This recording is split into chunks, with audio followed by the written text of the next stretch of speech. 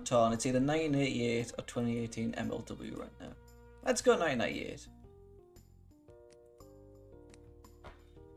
We'll pretend the whole cartoon gimmick never happened. I need to... I don't know. I think that stuff's cool, but without like a set storyline or what to run, I just kind of struggle.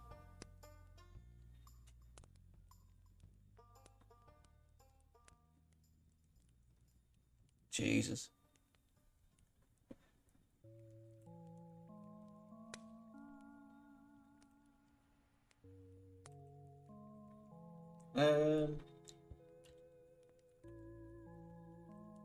Yeah, just WFS. I don't know. I know this 1988 mod is relatively new and isn't as in-depth as you'd like. But I'm going to give it a wee bit of a nose, see what the crack is. I'm trying to see who I want Finn Balor to face for the Universal title.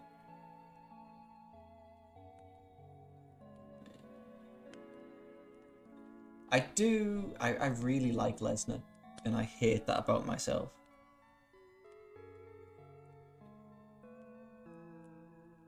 Like, I'd love to eventually get like a 2010, 11 or 12 mod so I can book the return of Brock Lesnar. Because him in that MMA early gimmick, I think he like wrestles Triple H. I'm just an absolute sucker for it, I really am.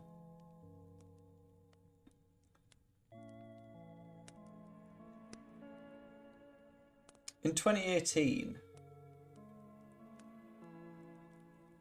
Finn Balor against AJ Styles for the Universal title could work. Joe would be really good as well. Joe would be really good.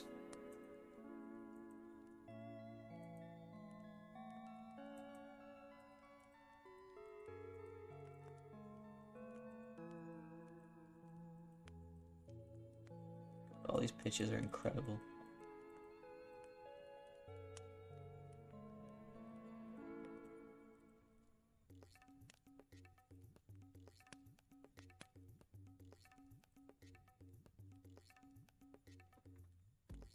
AJ Styles is facing... Ah, right, yeah, that makes sense. Yes. Samoa Joe would work. I think Finn Balor at WrestleMania needs an indie-type opponent, if you know what I mean. He needs someone like that. I think Vince McMahon plays this character. Look at young Mauro.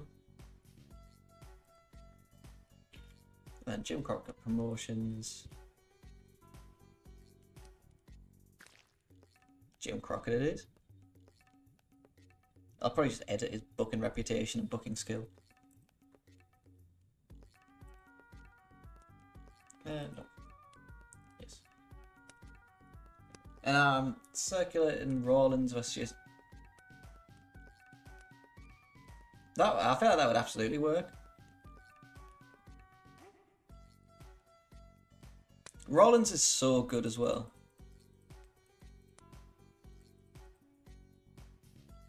That I feel like that would absolutely work. Jason Jordan deserved a lot more as well.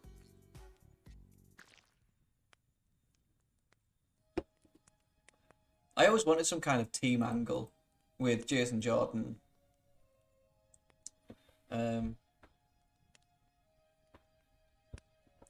Jason Jordan, Chad Gable, and you could maybe, I don't know, bring in a heel Shelton Benjamin to lead it since Angle's out.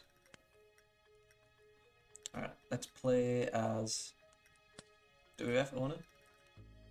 And obviously Jim Crockett Promotions. No. This might be a bit ambitious for the start of this mod because I don't know how in depth, like, people don't have a lot of roles. Maybe we should just do JCP for the time being. Ah, fuck it, we'll do it. Cowboy Line, why don't you have a defined role?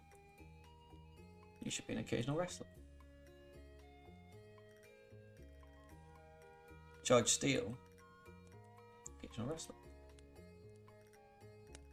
Yeah, in my head, I constantly think like, oh, he could come back, but I don't know, man.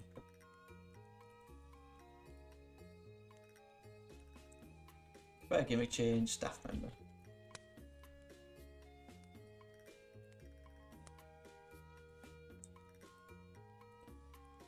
GYD should just be a wrestler.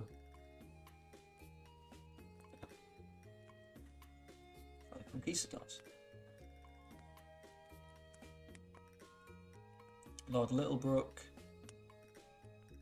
What's his issue? He's a manager. Same with Johnny Valiant. Created 5 storylines. Why? What's our product?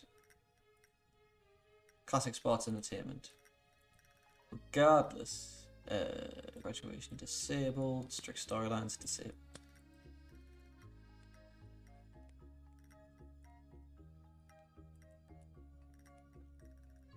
I just really wonder what Chad Gable, because Chad Gable's doing pretty well now. I wonder what he would have been doing. Oh, we haven't even had the first Royal Rumble yet. What he'd be doing now if Jordan never got hurt. So IC Champion is currently the Honky Tonk Man. King of the Ring was won by Randy Savage. I wish we could have got more Harley Race. Royal Rumble, haven't crowned one yet. Women's is Sherry. World Heavyweight is the Hogan.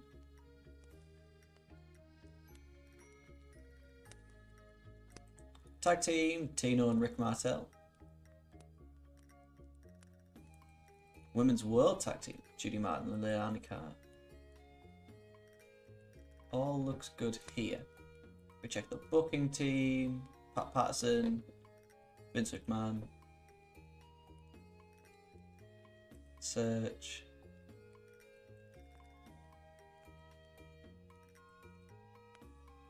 I don't know. Minimum skill 50, 47.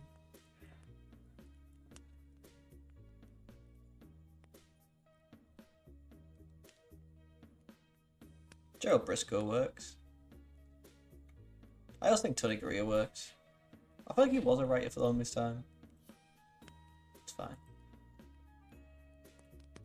So who's in our inner circle?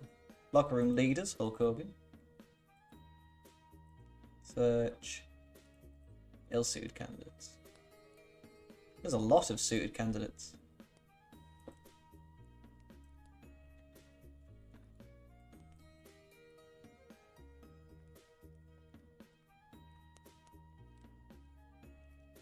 I was trying to think who would be good locker room leaders. Like, who doesn't leave? Bobby Heenan is obviously here for a while.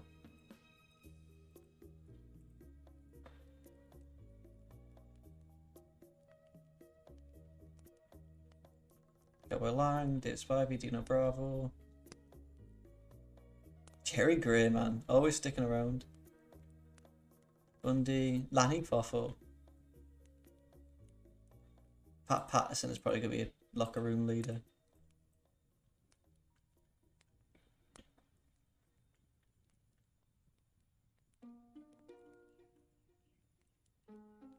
Yeah, that's fine.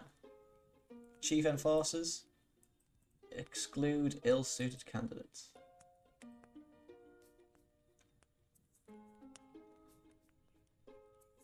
It's fine. No one that really sticks around. Head of Talent Relations.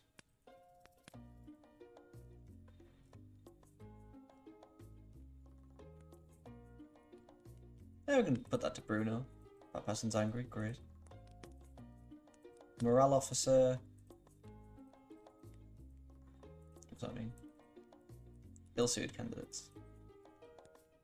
Probably Tony. Senior Road Agent. Probably Pat Patterson. Bruno Sammartino's angry. Head Men's Trainer.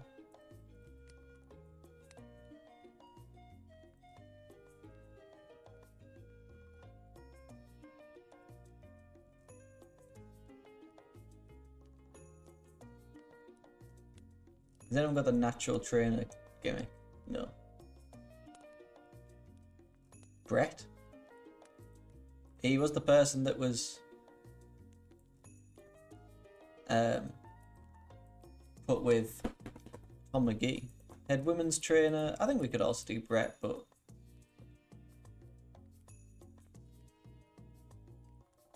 Tony Gurria works as well. All looks pretty good to me. What? Where's Bruno? He is angry. What is your contract? 34,000. I give you 31 right now. You're annoyed. Give you it again. Nice, please. Patterson has morale issues. I should never have assigned stuff. Perfect. Okay. So what's our events and TV? Primetime, Wrestling Challenge, Superstars Wrestling. We've been through this. B show, B show, A show.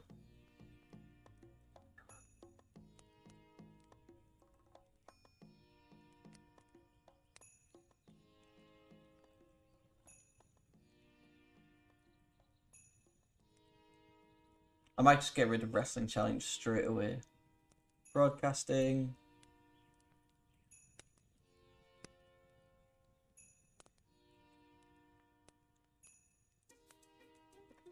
Sorry, which I only read Wrestling Challenge. Negotiate, cancel deal for Wrestling Challenge, 5 million, right?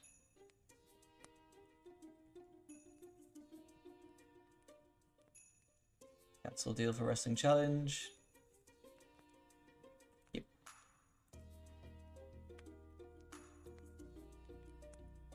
Cancel deal for Wrestling Challenge. Right. How much did we instantly lose there? 10,500,000.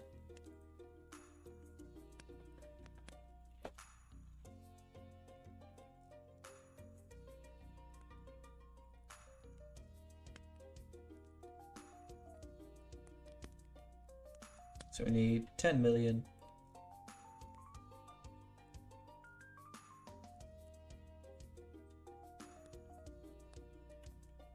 There we go.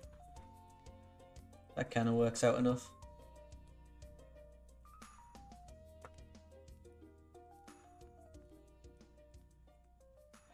So Wrestling Challenge has gone off air. That's fine with me. So you have Primetime Wrestling in 4 days. Who's our commentary team? And what's our coverage? So TV, search, will negotiate, yes. Based in. And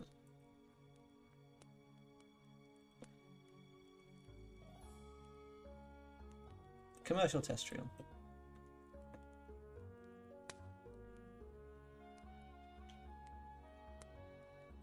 TSN will work. New deal for Primetime Wrestling.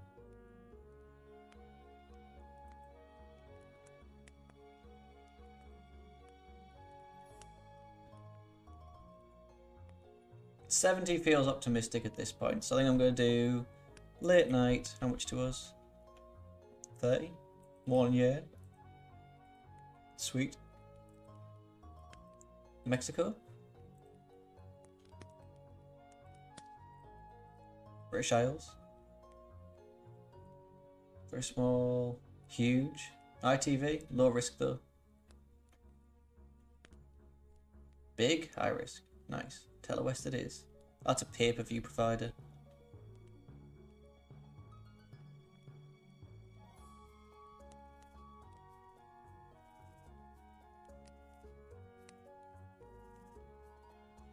I will try ITV. New deal for Primetime Wrestling.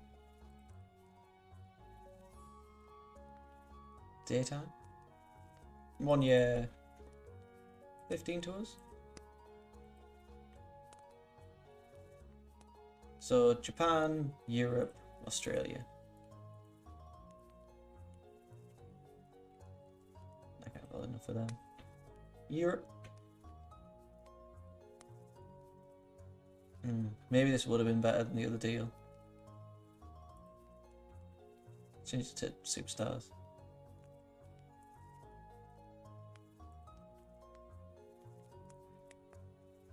And Australia? Nothing. Alright, what's our pay-per-view?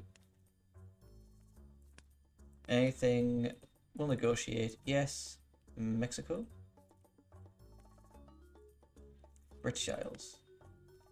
Public, terrestrial, pay-per-view.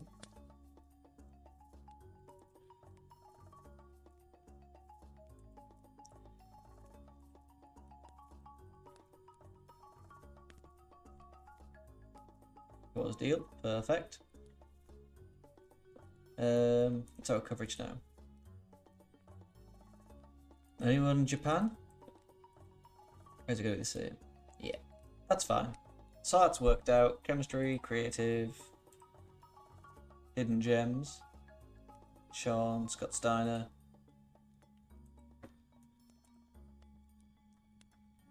Love all these pictures. I guess we have no story. Oh, we do.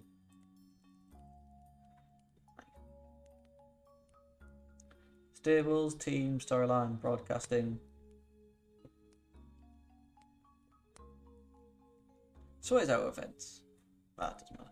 Let's sweet, there's that done. Let's move on to Jim Crockett Promotions. So our events and TV. We have NWA Pro.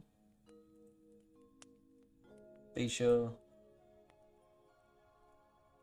NWA Worldwide Wrestling.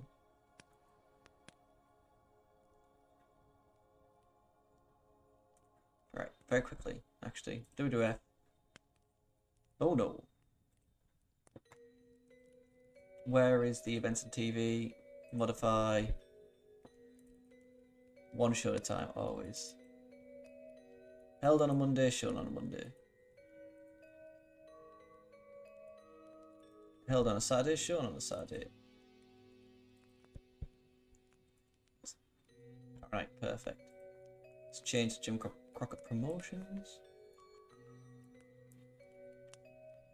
Events and TV.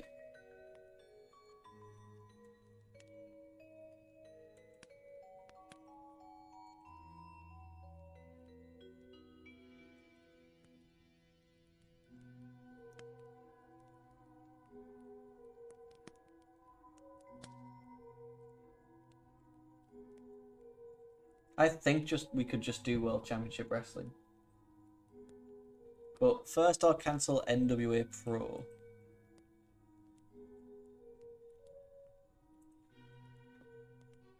I'm fine with Wednesday show on a Saturday.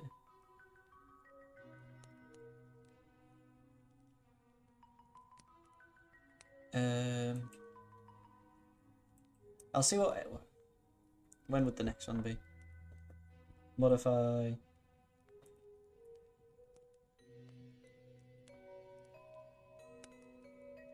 So if I do cancel.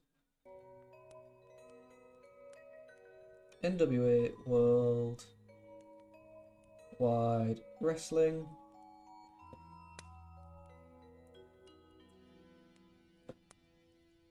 January 1988.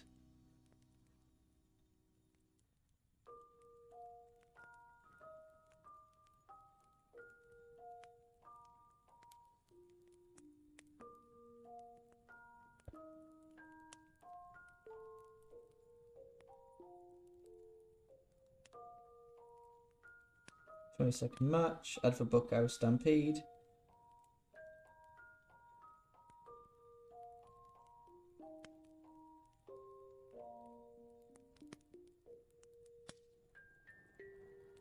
So it seems like a bunch of squashes.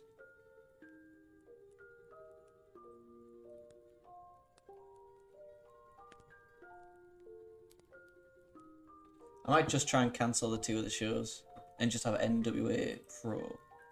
Nope, World Championship Wrestling. Yeah. That makes sense to me. Broadcasting.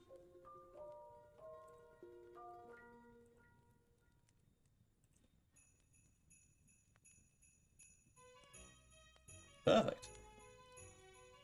So what is our coverage is literally just medium for both.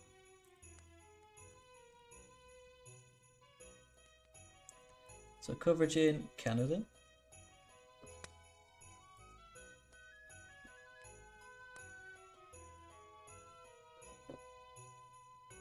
Maritimes, Quebec, Ontario. That'll do. What is it? A TV show? Let's get one for World Championship Wrestling. Late night. How much are you willing to give me? That'll do. Mexico. British Isles. Japan. Why are more people willing to talk to us in Japan?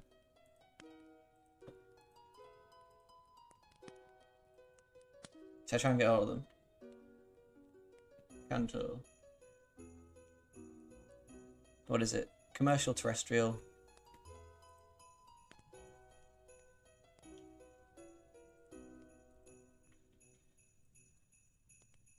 Kansai. Chubu and Kansai.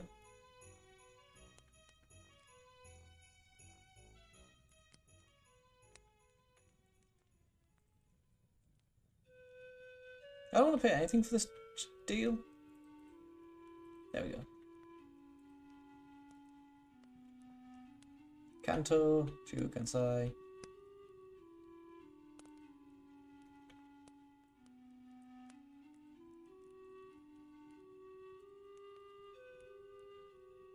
Perfect.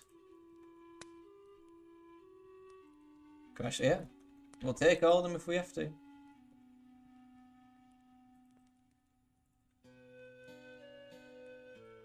So our coverage now is... Events are all like that. It's our TV. We'll negotiate, yes. Terrestrial pay-per-view. Literally just freeform. Commercial pay-per-view. Just internet pay, that won't exist yet. So those two have gone off air. That's fine. Ivan Koloff is a manager without any thingies. Don't need that. Teddy Long, he can be a manager for right now. Ollie Anderson. Same. Magnum TA. Oh, he's retired now, isn't he? Let's replace manager.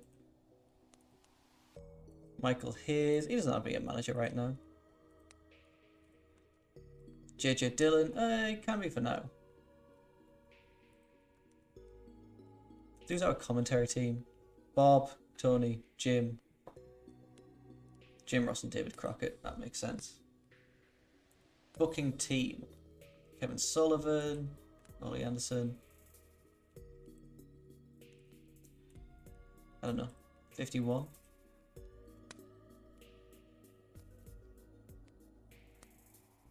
Let's put Dusty Rhodes on it. Eddie Gilbert. John Hayes, Carlos Sullivan. Yeah, that works for me. And the inner circle. Locker room leaders. Is there anyone else? Automatically exclude ill-suited candidates. Arn Anderson's in it.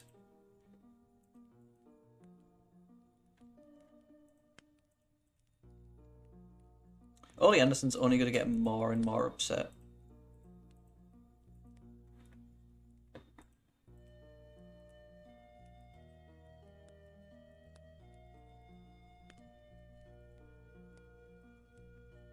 Sweet. Chief Enforcers. Automatically exclude ill-suited candidates. Nah, we're fine. Head of Talent Relations. Jim Ross.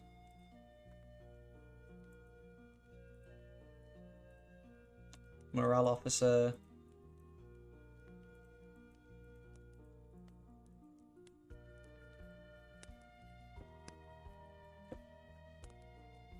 Tony Schiavone.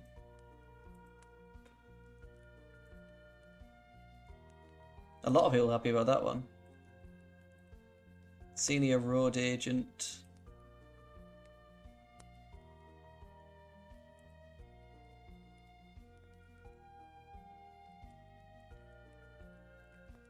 We'll do JJ Dillon. Ollie Anderson's happy about that one. There we go. Men's trainer.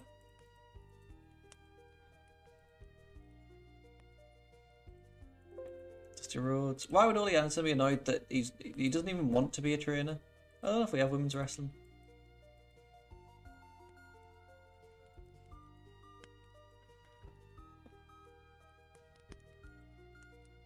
Doesn't matter for now.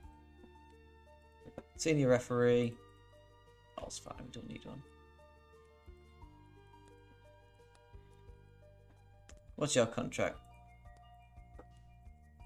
If I give you 31. 41. Just annoyed's fine with me. Sweet. So we have that in 5 days. I don't think JCP Retribution is a real show. But we'll find out. Sweet. Who, if we do creative, who's in our hidden gems? Brian Pillman, Shawn Michaels, Scott Hall, Sue Green, Sid Vicious. All look great. Take it we don't have a developmental now. No. Merchandise looks pretty good.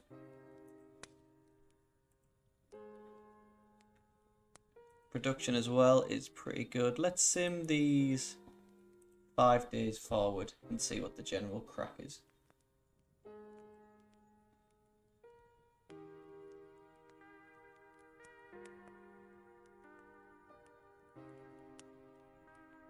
I actually can't believe we've been going for 7.5 hours.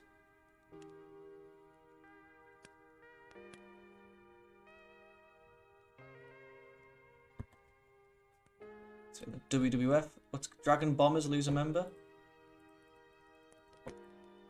Everyone's expanding. Billy Jack Haynes' contract is ending. It doesn't want to work for us. Paul Orndorff.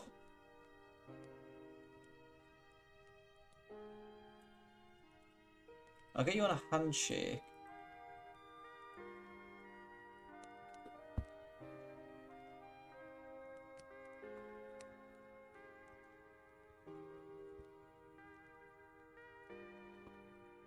We'll see. I'll come back to giving you offer because I don't know what Tiger Chung Lee.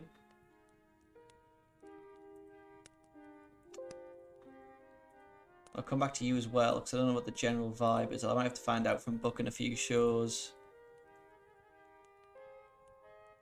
Where's restricted area? Oh. From booking a few shows if you are leaving. So we have WWF Superstars of Wrestling tonight. This is literally just like booking 92. I mean, we're only, what, 4 years behind? Superstars of Wrestling. January 1988.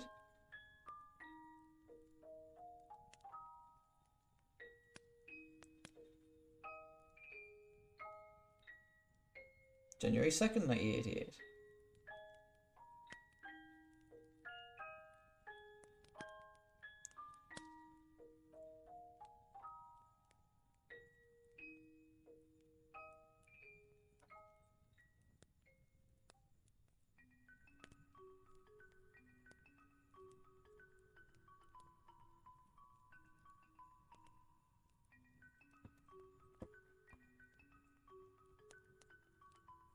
So this WWF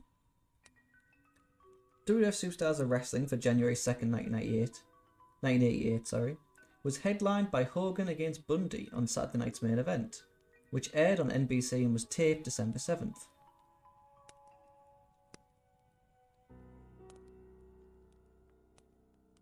That's exciting. So we're actually booking Saturday night, well, reliving Saturday night's main event. So let's start off in the Great Lakes, I guess. Pick best option. Locker room instance. Mike Sampson is after we can use him. Unfortunately, there's no slots here. Nikolai Volkov entertained the locker room with a poker tournament. Leilani Kai and Sherry created a fun atmosphere. Ron Bass and Humperdinck got in a heated argument.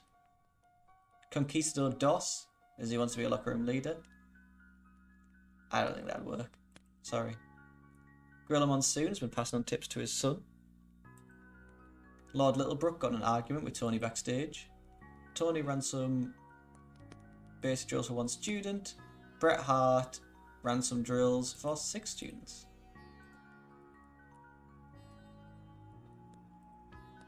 So let's have our WWF Superstars of Wrestling opening.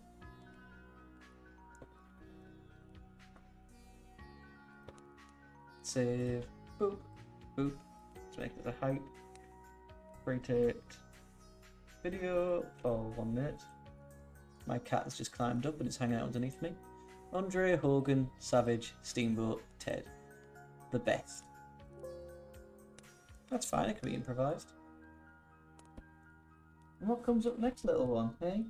Don't look with me.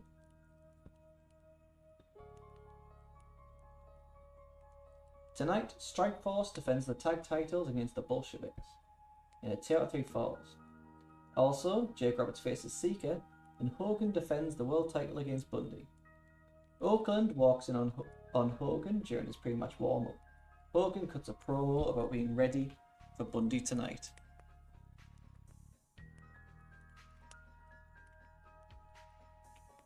Gene joins Hogan in a pre-match warm-up. He says he's ready for Bundy tonight.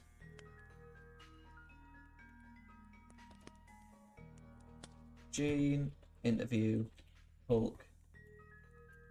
Cutting a promo on King Kong Dundee.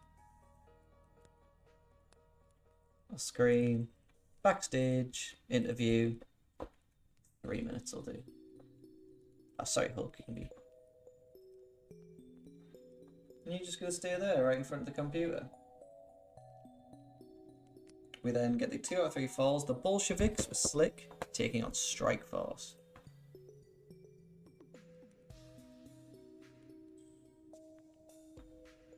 Default matches. Clear all defaults. I'm just got to go through a bunch of them, Anna.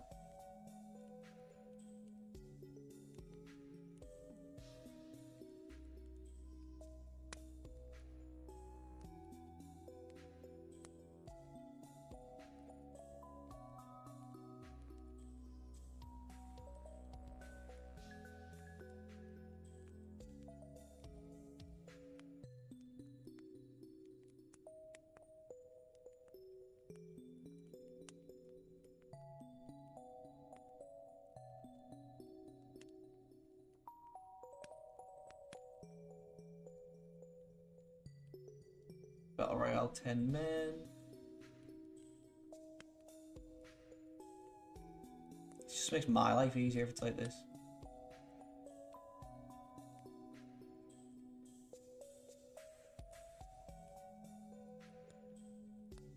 I don't know if you can hear the pairing of my cats, but I'm literally trying to use one hand to do this, and one hand is just scratching her, and she's absolutely loving it. This seems like most of the matches I'll be doing, to be honest.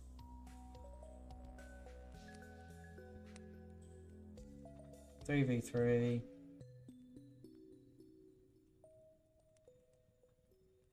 Four v 4.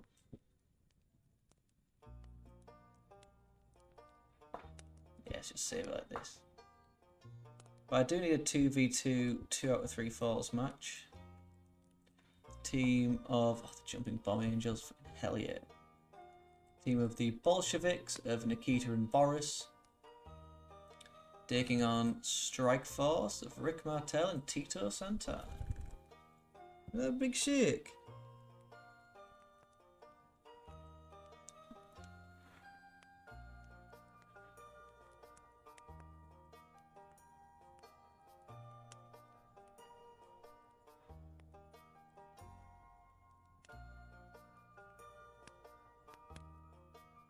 So who wins?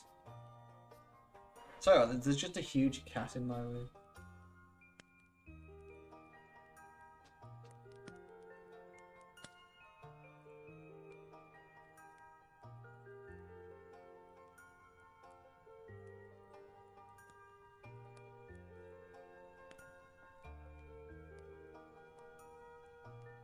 Before the match, Slick cuts a promo accusing Strikeforce of being warmongers, and the Bolsheviks want to spread peace. Martel is able to make the tag as Santana runs wild on Zirkov. Volkov breaks up the pin after a flying forearm. Then the match breaks down. Volkov grabs Slick's cane but misses Santana and hits his partner as Martel drop kicks Volkov. Then Santana covers for the win in 7:55. Is there any way? No, you won't let me move you onto my lap. 8 minutes. WWF World Tag Team. Rick Martel goes over. Partner miscommunication by, I guess, Zukov. Let me go to the product. Matches should be scripted. Main event.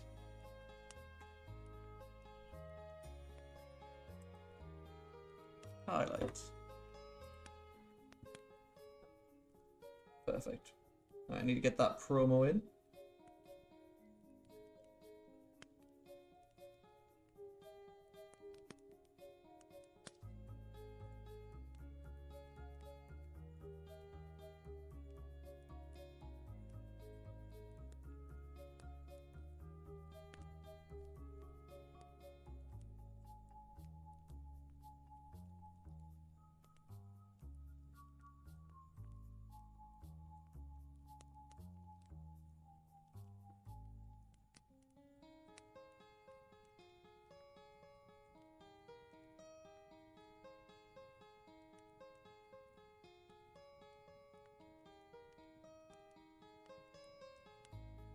That's sorted.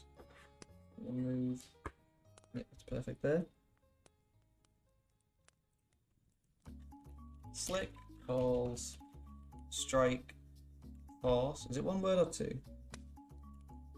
War Mongers.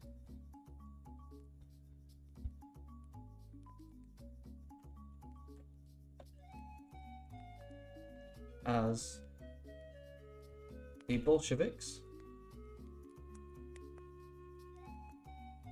are only trying to spread peace.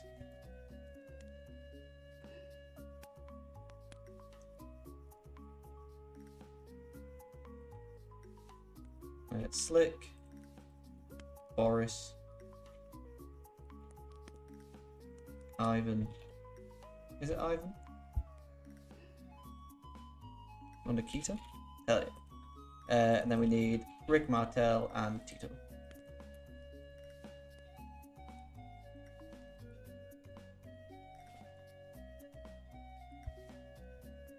Up next is Seeker with Mr. Fuji against Jake the Snake Roberts.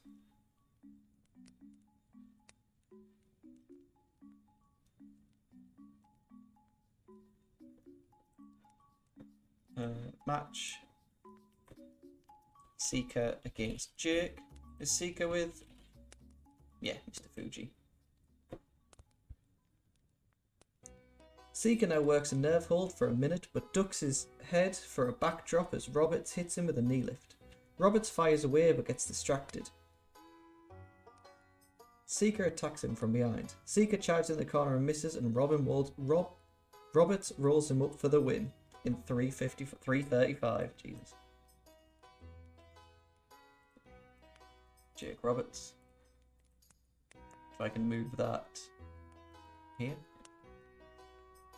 Oakland and Bundy, Andre the Giant and Heenan, as they all proclaim Hulkamania is dead. Shane is with Heenan, Bundy and Andre as they proclaim Hulkamania is dead. Literally now. Shane is the interviewer. Bobby, Andre, and King Kong Bundy. All on Hulk Hogan. It's a backstage interview. I just want to let this be known now. I know it's been a dark day anyway. It's quite moody. I have been streaming for all of the daylight today.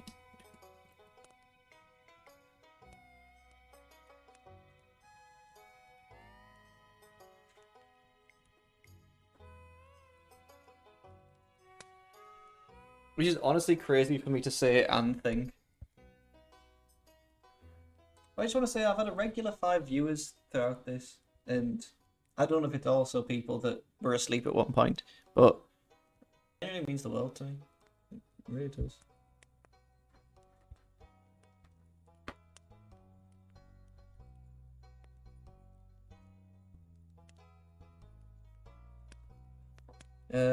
We get shown a replay where Hogan kicked Heenan away after his leg was grabbed. Replay of Hogan kicking Heenan away as his leg was grabbed.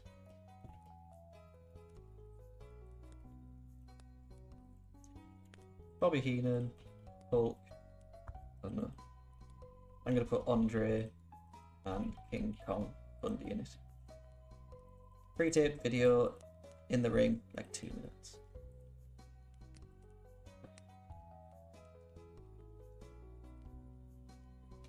We then have Bundy with Heenan and Andre against Hulk Hogan for the WWF World Championship.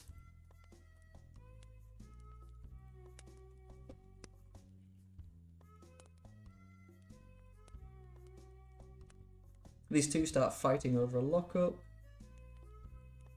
Bundy does his own 5 count and hits a splash, but Hogan kicks out. Bundy fires away as Hogan hulks up and sends Bundy into the corner and hits a big boot leg drop for the win in 12 minutes. Hogan, Hogan. We can put this as storytelling.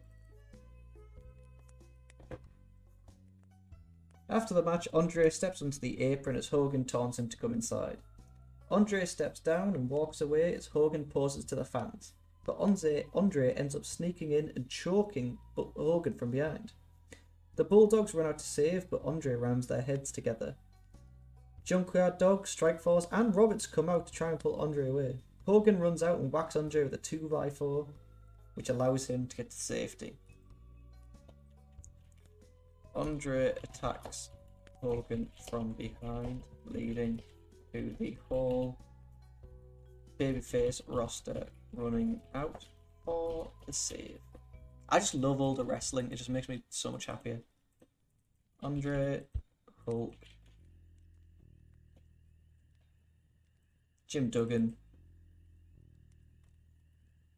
Davey Boy and the Dynamite Kid, Bobby Heenan, King Kong. 5 minutes should do, actually.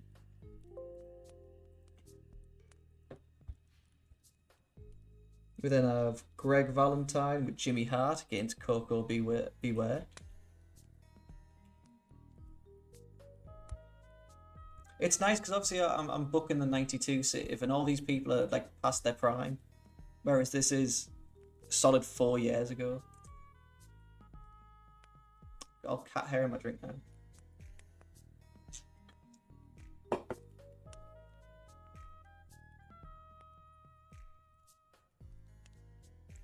Greg hits a slam, then heads up top, but Coco slams him off. Coco fires away before taking Valentine down with a drop kick. He hammers away, but Valentine lifts him up and hits a shin breaker, then puts the figure 4 in the middle of the ring as Coco eventually gives up in 7 minutes. After the match, Valentine puts Coco back in the figure 4. Do we have all the storylines? Foundation cracking. This is about the Heart Foundation. Matilda's missing, so they're feuding with these guys. Savage's redemption, Snake in the Grass. $1 Million Coup, Ted, Hogan, Heenan, Andre. Yeah. Oh, that looks good. After the match, Valentine's put Coco back in the figure 4 until Beefcake runs out for the save. In the ring, Coco grabs onto Hart's leg long enough for Beefcake to come back and cut his hair as the fans applaud. Hart flips out and runs away as he meets Valentine in the aisle.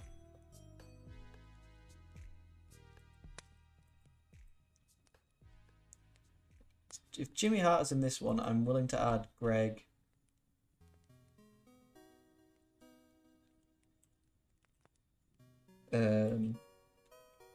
Coco in a minor way, and Brutus.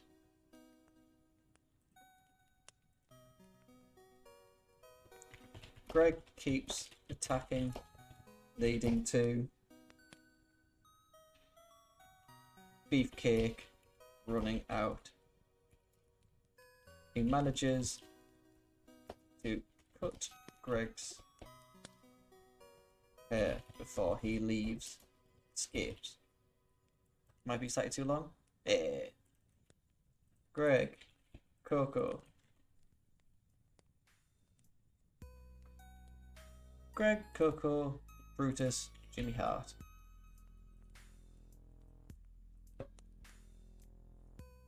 Oakland interviews Heenan and Andre backstage. Oakland is disgusted as Andre smiles and talks about how he enjoyed when he choked out Hogan. Heenan says that 1988 will be the year for the Heenan family, as Andre will be the new champion and make more money than any other athlete. Andre then grabs Oakland by the shoulders and shakes him.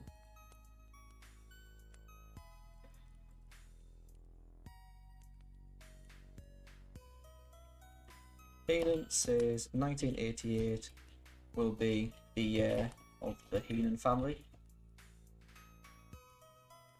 and Andre will become world champion.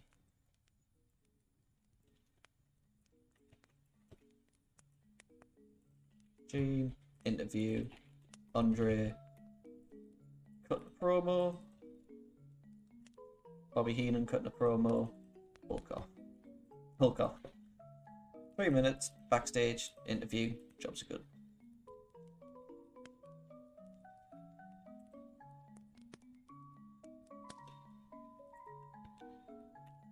Oakland and Jesse discuss Hogan almost needing an ambulance, but is safe now. But he's recovering.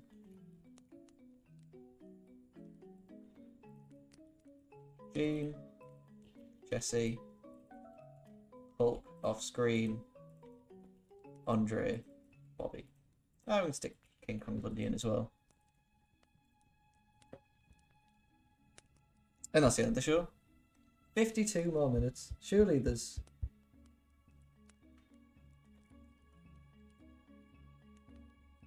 We'll try and buff this one out.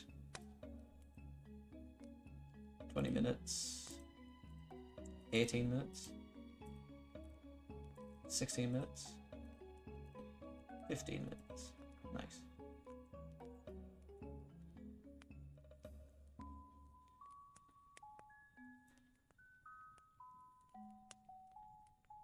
So if I move that there and that there, everything still kind of runs fine.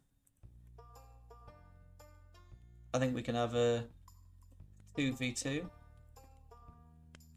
Let's have the Hart Foundation that are heels take on the British Bulldogs that are faces. 12 minutes. Dynamite goes over. Let's have this match just steal the show.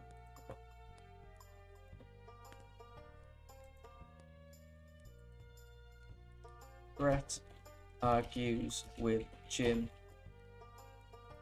and walks away from him up the ramp.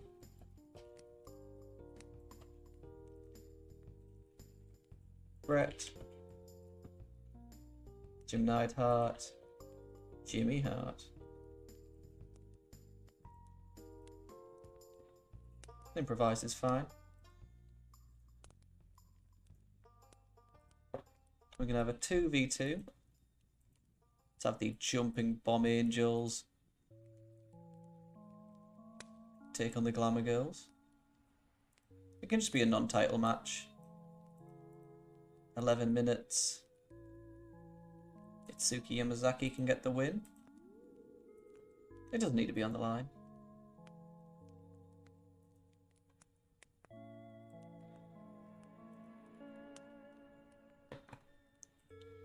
And then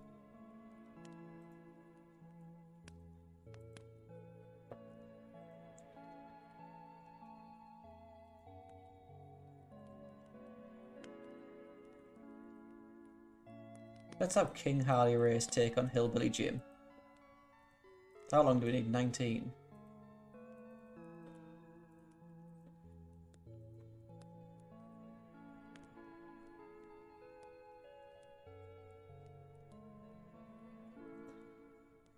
7 more minutes.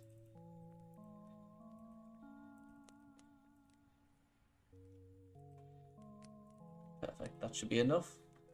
Methinks. King Kong Bundy's been used too much, that's fine.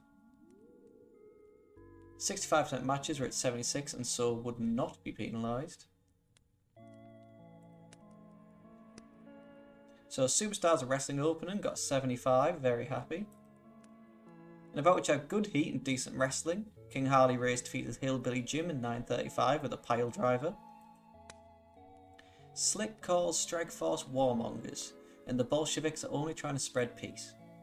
And then, in a bout which had decent reaction from the crowd but subpar wrestling, Strikeforce defeated the Bolsheviks in a 2 out of 3 falls match by 2 straight falls, with the final fall happening when Martel submitted Boris Zukov with a Boston Crab, after Zukov got wiped out after a spot of partner miscommunication. So Strikeforce make defense number 8 of the World Tag Team titles. Gene joins Hogan in a pre-match warm-up. He says he's ready for Bundy tonight. In a decent match, Roberts defeated Seeker in 5:46 by pinfall with the DDT. Gene is with Heenan, Bundy and Andre as they proclaim Hulkamania is dead. In a decent match, the British Bulldogs defeated the Hart Foundation when Dynamite pinned Jim with an assisted diving headbutt. Bret argues with Jim and walks away from him up the ramp. In an abysmal match, the Jumping Bomb Angels defeated the Glamour Girls when Itsuki Yamazaki pinned Judy Martin with a flying knee drop. We have a replay of Hogan kicking Heenan's leg away as he was grabbed. And in a poor match, Greg defeated Coco Beware in 8:52 by pinfall with a pile driver. Greg keeps attacking, leading to Beefcake running out. He manages to cut Greg's hair before he escapes. And in our main event, in a bout which had great heat and decent wrestling, Hogan defeated Bundy in 14:33 with a big boot to make defense number 15 of the World Heavyweight title. Andre attacks Hogan from behind, leading to the whole babyface roster coming out for the save. Backstage, Heenan says 1988 will be the year of the Heenan family, and Andrew the Giant, fuck me, will become world champion.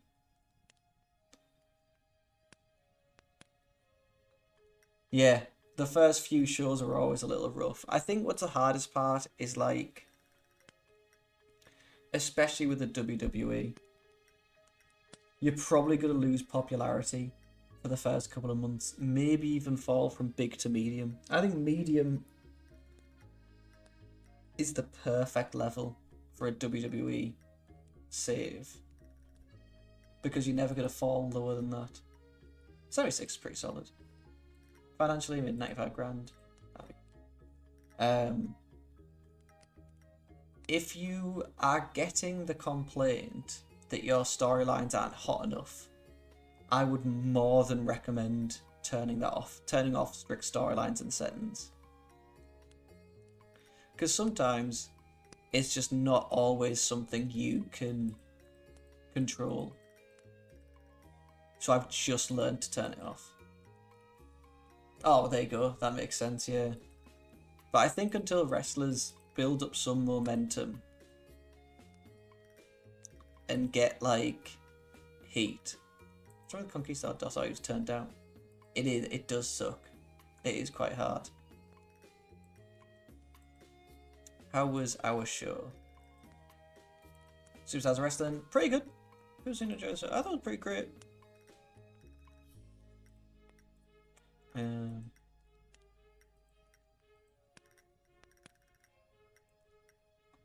Perfect. Let's just continue. Happy with that. Advance the next day.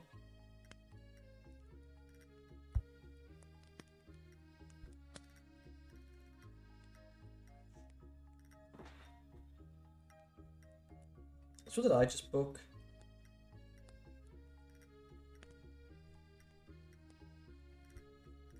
Superstars of Wrestling.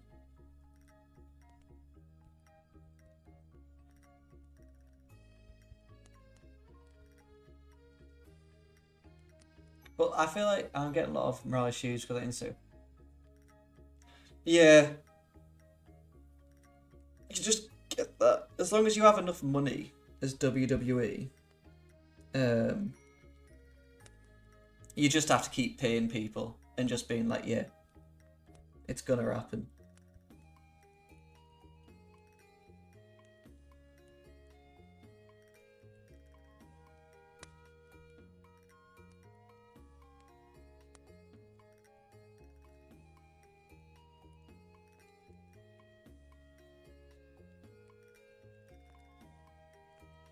WWF. Terry Gordy joins Ishigun.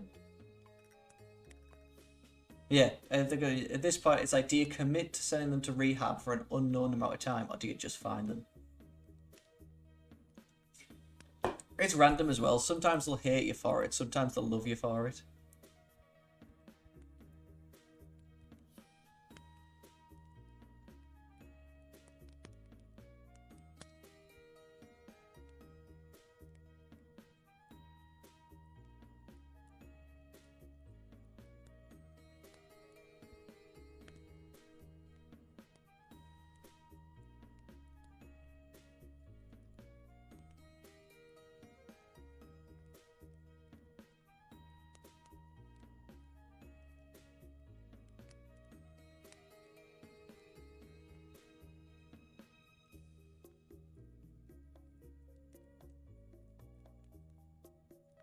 So we have prime time wrestling. It's where were we last time? The Great Lakes? Great Lakes it is again.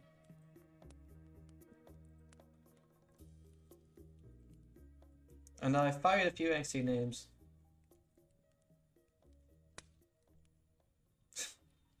I always like the idea of playing as a different McMahon and ousting Vince. Which NXT names did you get rid of? Steamboat is willing to put over the Ultimate Warrior. But offer is good for one segment, match or angle. Cowboy Lang and Rene Goulet create a fun backstage environment. Tony Garea and Dino Bravo an argument outside the venue. Tony Garea ran drills for Tatino. And Bret Hart ran some drills. Billy Graham had a small clash with Tony Garea. Ricky Steamboat has taken Dusty Wolf under his wing as a protege. Whereas, who doesn't have a photo with us? Is it just superstar Billy Graham?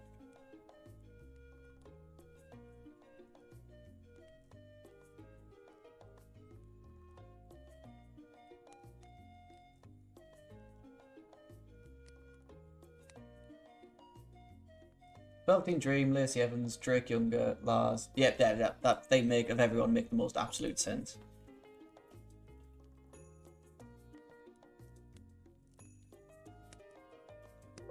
There we go.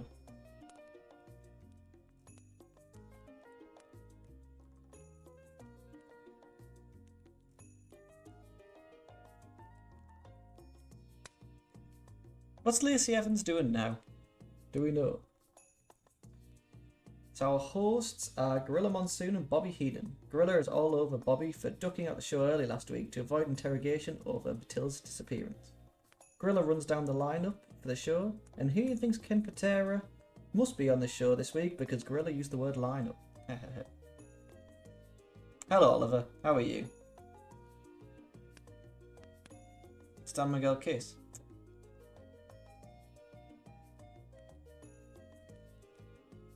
I hope you're willing to show some passion, Oliver. I hope you're always willing to show some passion.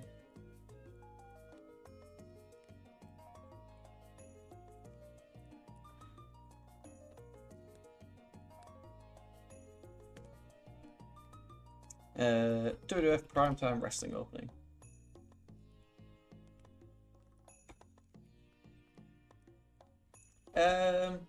It's pretty good, you know. It seems to be running fine. I understand, like, I don't know if you've seen on the Grey Dog forums, but like loads of people have some like feedback for it, and the dude just keeps responding, being like, "The mod's freeware. If you want to work on it yourself, just do it yourself. I'm enjoying playing my mod."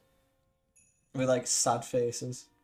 So I feel bad if I say anything bad about it, but at least this is my second show as the WWF, and it just seems perfectly fine. The ratings are a little high for people, but better that than getting shit on all the time. But I will say the pictures, some of them are absolutely beautiful. Like, look at that one of Zukov. It just looks class. That Bret Hart one's great.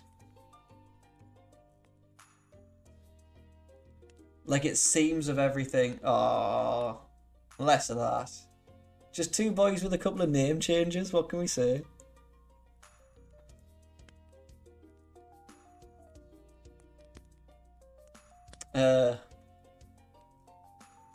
Yeah, like, it's just... Because the earliest mod we really got was either... Was it the 1970s mod? Is that the Territory Days one? Or 1992? And all I fucking wanted was an 80s mod. Ideally, it would have been before David Von Erich died. But I'll take 88. I'll take like a Dynamite Kid before he's battered. So I did that. I think it might have been the last game or two games before. There used to be a 1984 mod called like Golden Era, something like that. It was around the time of the first Saturday Night's Main Event, which I think was Funk against Hogan.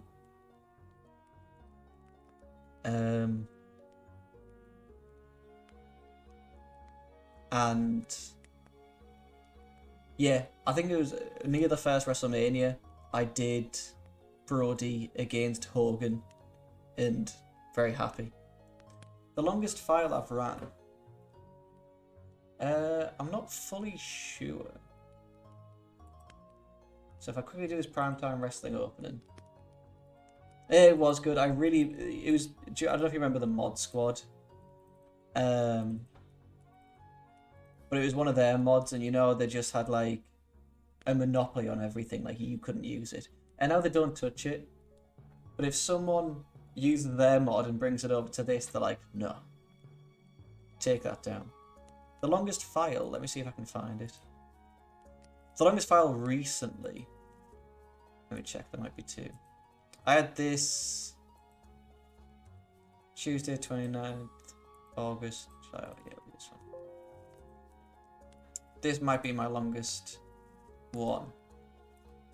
I started WWF in 1996. I've run 267 shows before I just kind of got bored of it. So this started in 96. And we've made in January 96. It is now April 98. Should we take a trip down memory lane with it? This is the mod that used AI and everyone hated. But all I wanted was this mod. So ran a 5-year 2003. That's kind of cool. I like a early Ring of Honor mod because there isn't too many shows to do a week. Yeah, if you want to look at my longest running save, I started an early Andre the Giant Memorial Battle Royale. Or just Andre the Giant. It was first won by Razor in 96. Pillman, then Austin. European, kind of same to life, nothing crazy. Davey Boy, Sean, Hunter, Owen, Hunter. Intercontinental is currently The Rock. I think that's also the same as like real life, nothing too crazy there. King of the Ring, Austin, Triple H. Light heavyweight, still Taker. Royal Rumble in 98 was won by Pillman. And I'll let you know for why. If we go to Steve Austin. Steve Austin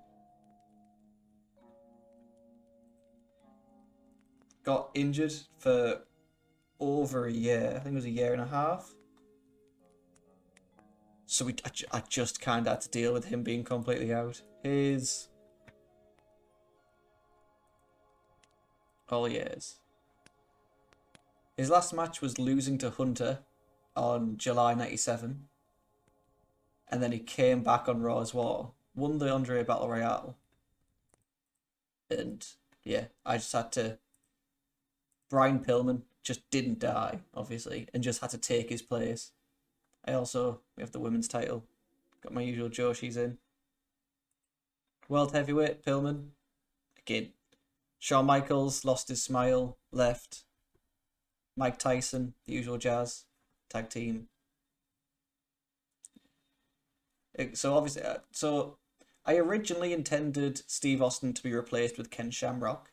So this is the point where Austin and Mankind won the tag titles. He did genuinely have to vacate it there. It was replaced with Ken Shamrock. I don't know if there's anything else crazy going on in this save. Absences.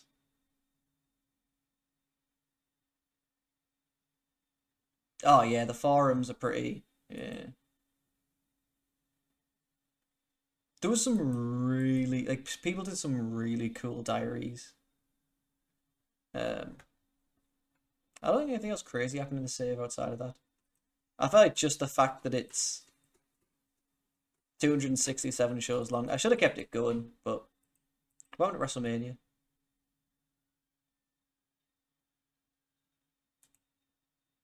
Oh yeah, I didn't have Mike Tyson. WCW used Mike Tyson.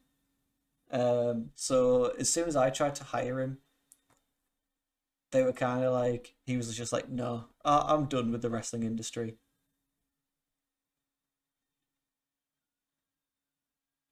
So instead, we got Pamela Anderson instead of Mike Tyson. Can't remember why Jay Leno was here. There is a reason Jay Leno's here. Jay Leno is here. The Patriot replaced Ken Shamrock in a lot of stuff. Fuck off! Don't mention the Patriot. Wait, on your weapon. Patriot's fine. Yeah, once I get disinterested in it, I don't care anymore. I just have this sitting here and I'm willing to defend it.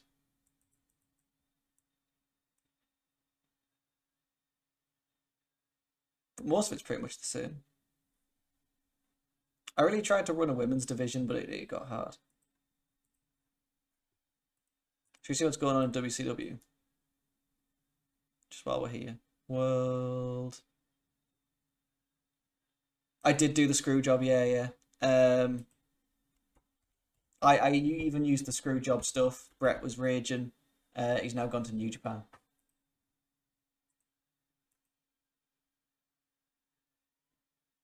So, Survivor Series. Shawn Michaels defeated Brett. And then, literally a month later, he was like, going to New Japan. So, World Championship Wrestling. US, Booker T. Nothing necessarily crazy going on there. Women's, Bull Nakano. Again, nothing wild. William Regal got a really big push in WCW, became world champion twice. Lost it to Dean Malenko, who had a great run, and now it's back on Hogan. Warlord and Barbarian, nothing crazy here. TV, Brian Knobs again, nothing crazy. Hogan's the only guy that wins World War III. But other than that, I don't think it's anything necessarily wild. He's wild. But yeah, that's my longest save. I don't think there's any other long boys.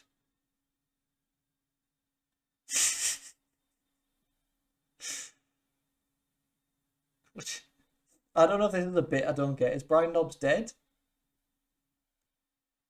What do you mean? I thought this is something I should understand more. What happened to Marty Jannetty's ankle? Don't look at any of these. These are all the same thing. But I can't remember which one was this. Or was it Woofs?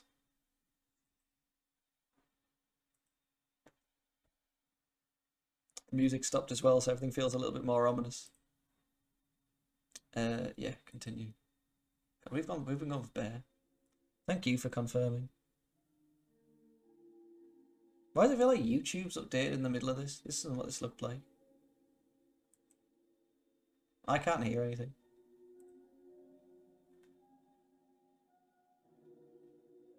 There's a photo of his bum. I have not seen Brian Knobs' bottom. I imagine it's rancid. Like Marty Jannetty's ankle. Primetime wrestling opening. Angle. Gorilla is all over Heenan.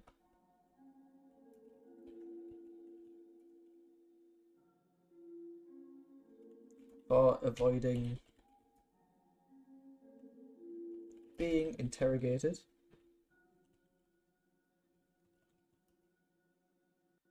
About Matilda's disappearance.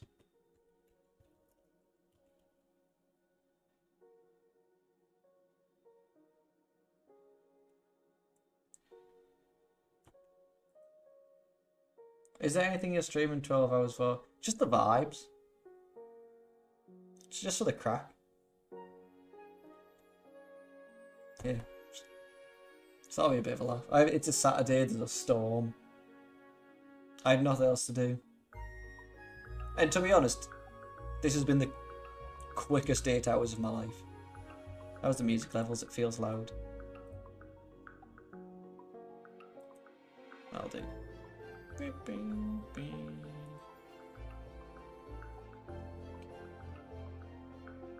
I don't know why it feels like YouTube's been updated. That's bare loud? Well, that's so loud.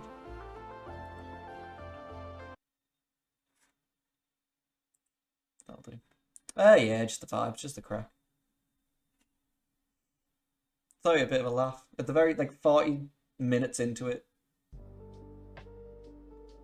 some guy called Tuggy raided with 52 people, and it was only slightly disheartening to see how quick that number dropped to single digits.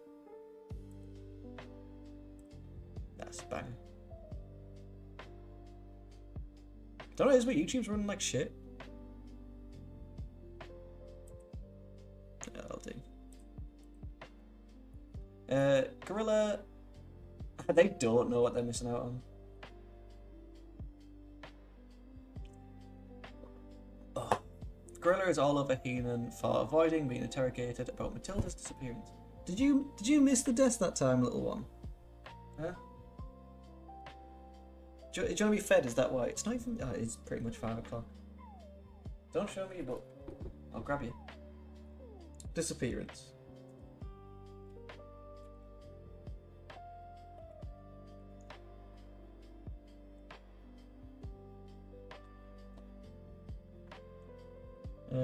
Gorilla, Bobby, and then Davey Boy off screen and Dynamite. I don't know who's. I don't know this Matilda has disappeared storyline. 3 minutes.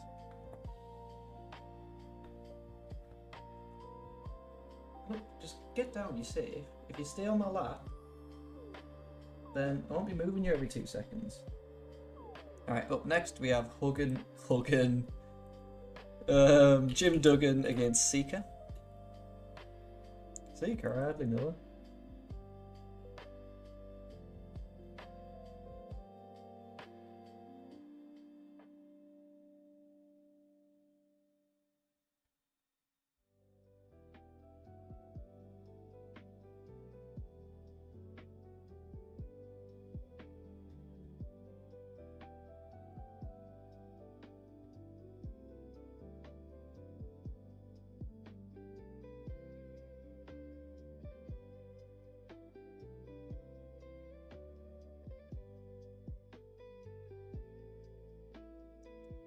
Seeker goes for... Did you see the clip of Sandman say... I did! To be fair, that feels very 2007. You know what I mean? Because we got weird tag teams then. Like, who won the belts around then? Was it like Roddy Piper and Ric Flair? So Duggan with the 2x4 and Sandman with the kendo stick, it makes sense. I understand that. I see Vince's gimmick.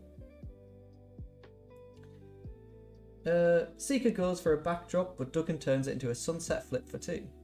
Duggan chops Seeker and hurts himself on a headbutt. Seeker tries to capitalise on that with a clothesline, but Duggan ducks it and connects with his own clothesline, and the 3-point stance ends it.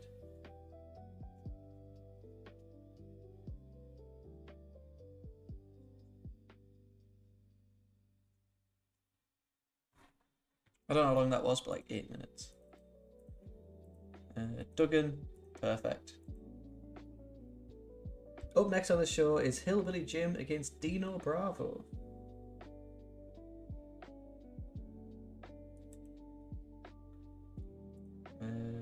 Roster, what's his name again?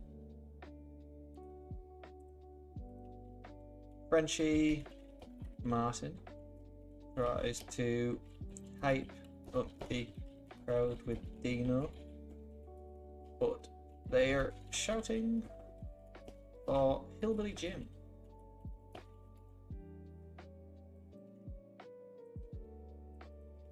Was Frenchie with a Y? Frenchie.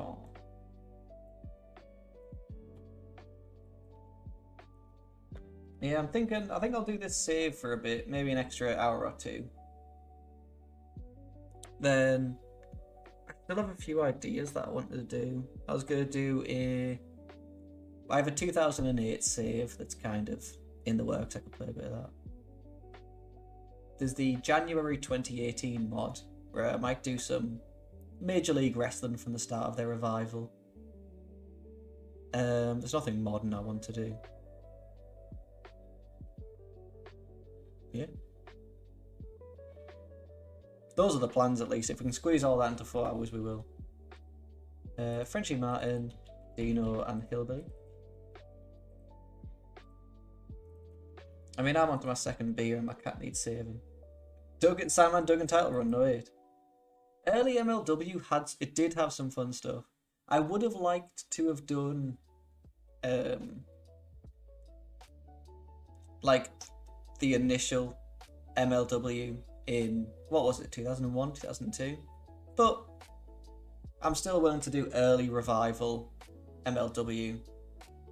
Because as much as there's nothing but controversial people in it, they really did some great stuff with like Matt Riddle, Loki, Austin Aries.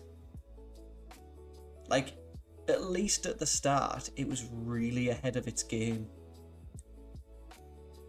And then it just kind of, I feel like it just kind of got a bit shit.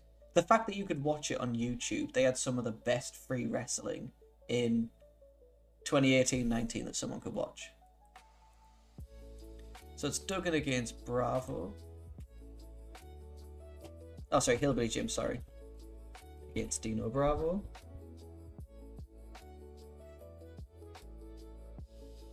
They throw punches in the corner, but Dino lifts Jim for an inverted atomic drop and starts going to work on the back. Elbow by Dino gets 2. Chinlock by Dino, but Jim elbows out. Dino cuts off the comeback with a thumb to the eye and puts the boots to Jim. Frenchie takes a free right hand. Side slam by Dino, but he goes for the elbow and pays for it, crashing to the mat. Jim starts to capitalise but gets distracted by Frenchie, and Dino sneaks up with a knee to the back for the 3. Yeah, like they had Rush at the start. He was with like Selena De La Renta and all that jazz. They did some great stuff with LA Park and Hijo del La Parca. He ended up going by a different name, did he? Did he go by Black Spirit? Just La Parca's son. He ended up going by a different name. He did some great stuff. Jacob Fatu was great in it. They had loads of good people. And their Battle Royale, Royal Rumble type gimmick, they always knew who to actually put in to make you pop. So unlike the real Royal Rumble, where we all want Chris Masters in it one time, we would all love to see Mr. Anderson in it. The people you'd actually pop for and be like, yeah, no, fair play. Like when Carlito was in it, and we were like, very good.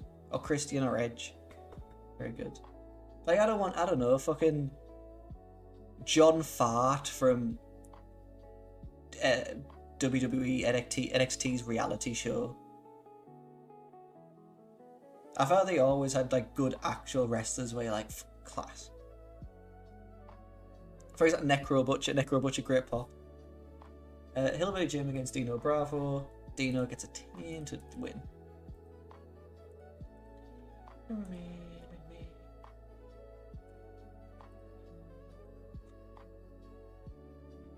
Update. Matilda is still missing after 1 week. We get word from Bobby Heenan and the Islanders, who insist they don't know where Matilda is. She appears to be rabid, so they ran away as soon as they put her down in the dressing room. We get word from the British Bulldogs, who are trying hard not to cry. They beg Heenan to tell them where their dog is. Next up, fired Jack Tunney warns the Islanders they have 1 week to return Matilda. What do you think of the WWE Netflix scripted reality TV show, Oliver? What's it called? Untaped, unfiltered, unscripted. Whatever it is where they're like, we're giving you a behind the scenes, but it's still kind of gimmicked. Heenan and the Islanders insist they don't know where Matilda is.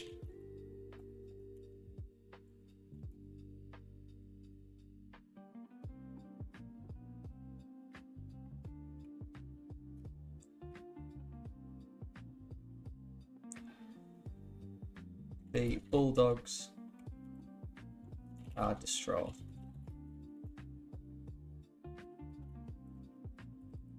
Bobby, who are the Matilda's missing? Haku and Tama. Haku, Tama, Davey, and Dynamite. 3 minutes backstage. I have not practically sorted out, and probably never will, but I did clip where everyone was saying Cena or Punk. Yeah. Did you see? I'm never going to watch it either. I don't really like it, and I don't really care about wrestling.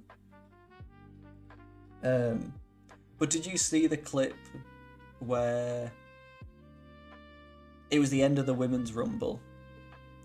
28 and 29 should be left in the ring. No one else.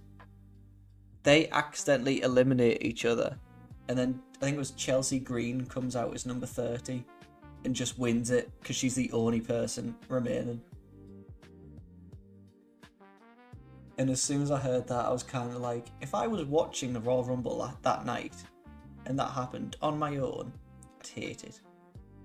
But if I was having a drink with the boys and watching it, and that happened, it was some writer that I had no idea. It wasn't like it was an old road agent or wrestler. It was just some guy.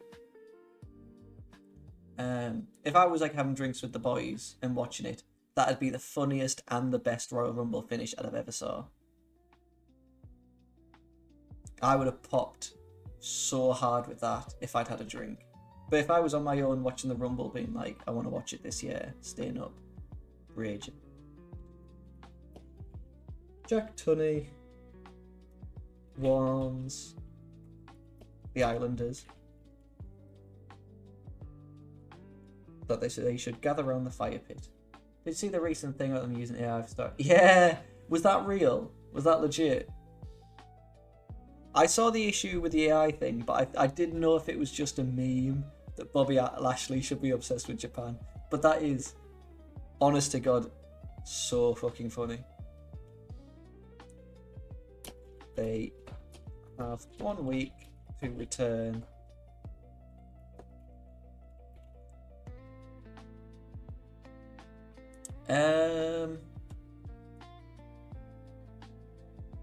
I don't think so. Is that the alternate reality 2001? Because I did see I think the only one I know is a 2000 mod. Yeah. that was the first mod released for this, and at least at the time, I was kind of raging because I was like, I just want a normal 2001 mod. Since it was the first one that came out, I was like, I don't want some random thing. But now that like the game's a bit older, I am interested to give it another go. Jack Tunney cutting a promo on Tanner.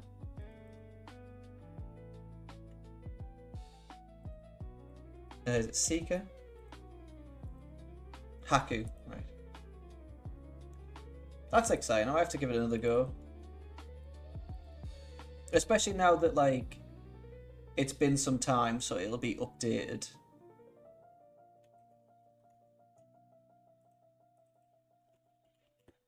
I feel like at the start a bunch of, like, new game stuff was missing.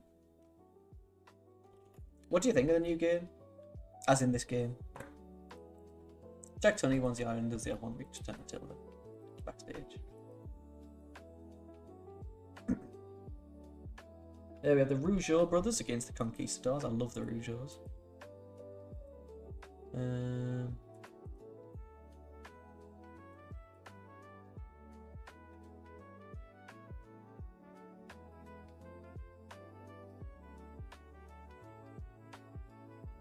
Raymond jaws the referee while the Conquistador gang up on his brother. Nerve hold by 2. Raymond jaws with the referee, doesn't jaw him. Jaws with the referee while the Conquistadors gang up on his brother. Nerve hold by number 2. Jax fights it and Conquistadors double team again.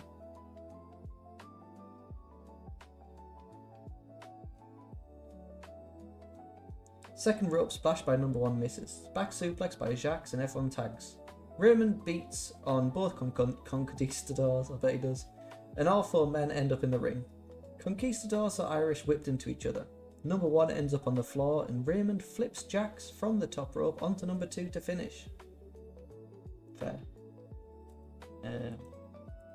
Jax or Raymond, I don't really mind. I'm also happy to have this match steal the show, to be fair.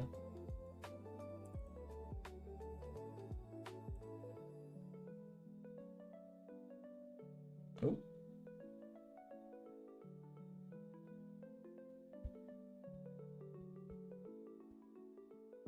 What's next?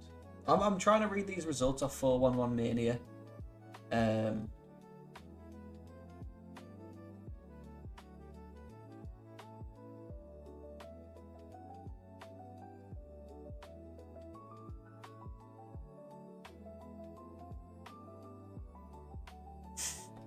That's a very good bit, Oliver.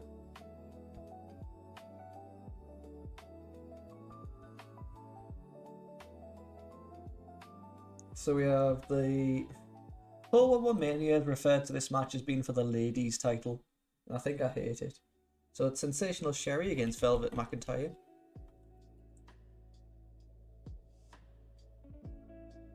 I feel like as the games have progressed, I like wrestling less. But I like older wrestling more. Well, I'll feed me cat and get another can.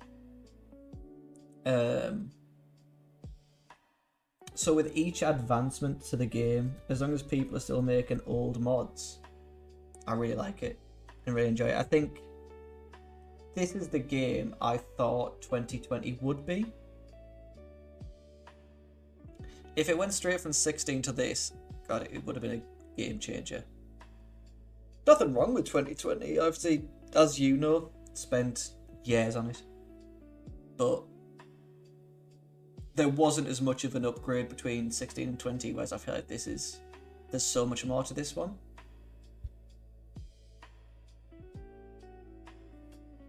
So I like it.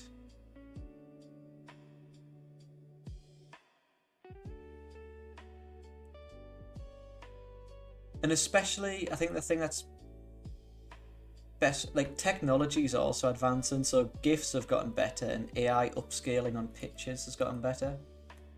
Like, people using AI for mods, I don't care about as long as the mods are good. Like, fucking, I understand the argument on all fronts about AI, But it's no one's job to make these mods, so nothing's been taken. But like the AI upscaling on some of these pictures, it makes the world of difference. It makes playing these kind of mods so much better.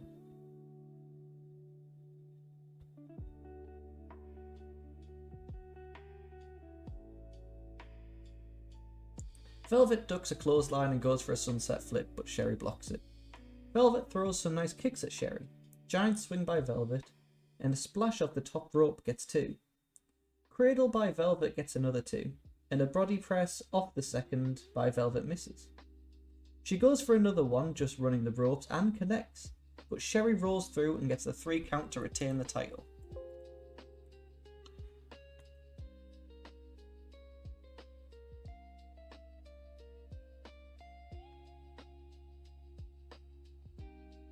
We can put that there. Right.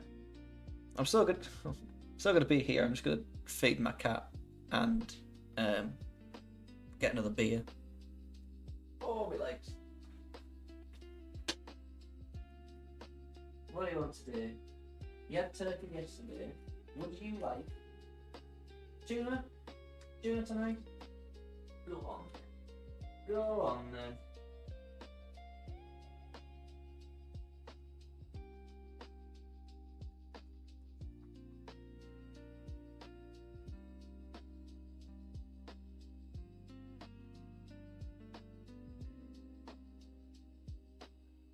Oh, did I get a little bit of food on your head? I can clean that off here. Hey.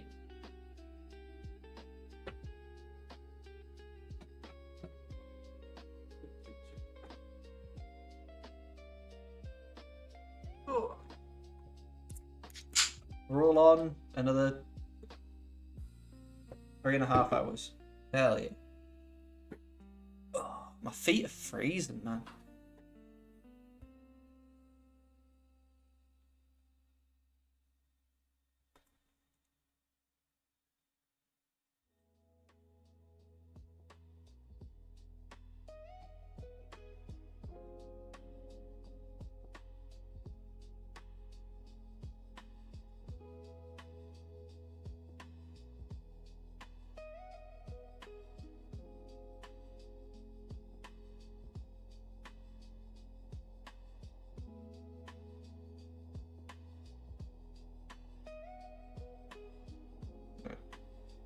What's next?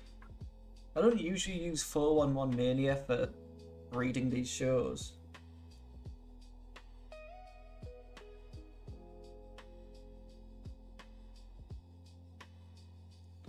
And the only issue is if after reading it for maybe 10 minutes, it just refreshes itself. I have to scroll back to where I am. Also, the ad blocker doesn't really seem to work on it. So I'm just getting huge Foot Asylum adverts in between pieces of text. Gene Oakland hypes the Royal Rumble. And Ron Bass helps explain the rules. If I can Hulk Hogan, I'll just make it better. Hulk Hogan helps explain the rules. Gene, I guess, interview. Hulk. Cutting a promo. We can stick Andre off screen. 4 minutes backstage, jobs are good.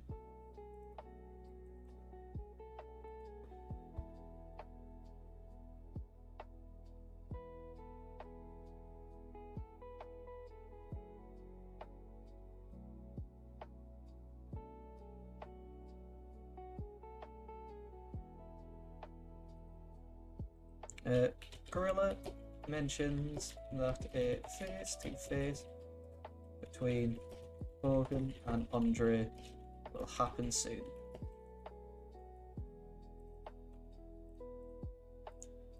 Gorilla, Hulk off, Andrew off. Scripted's fine. In the ring's fine because he's ringside. We then have Special Delivery Jones against Iron Mike Sharp. Is he SD Jones? Yeah. It is Iron Mike Sharp.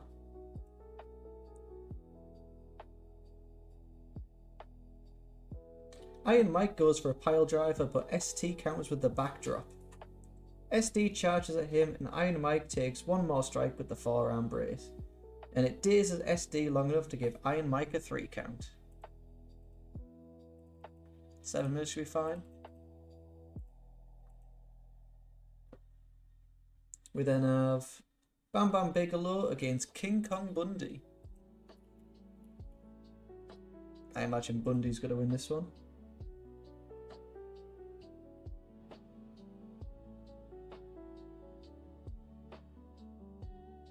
Big clothesline by Bundy. Splash off the rope misses, and Bam Bam hits a splash of his own. And the referee makes an incredible fast count to give Bam Bam the win. And Bundy takes off to start his new career as a computer spokesman for a while. This was a good 3-minute match between the two big guys could be. Nothing wrong with it. Fair. 3 minutes. Bam Bam. Maybe there's a wild brawl. Yeah. Leave that there. Back in the studio, Heenan does a quick Bruno impression and Gorilla cracks up. The show ends with the two of them griping about USA endlessly moving the show's time slot. Next week, they're on Tuesday.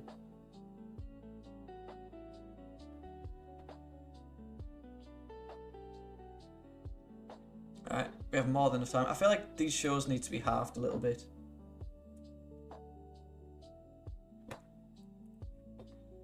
So that's fine.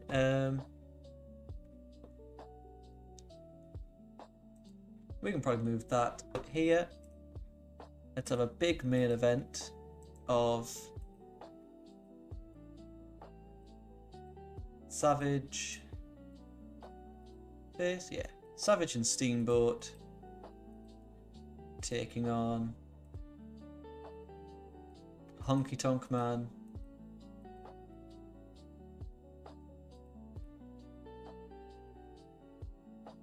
Savage and Warrior taking on Honky and Hercules.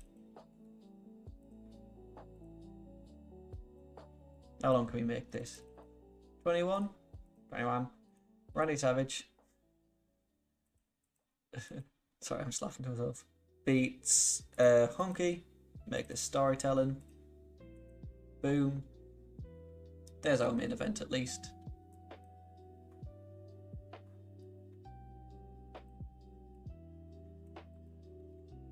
Savage and Warrior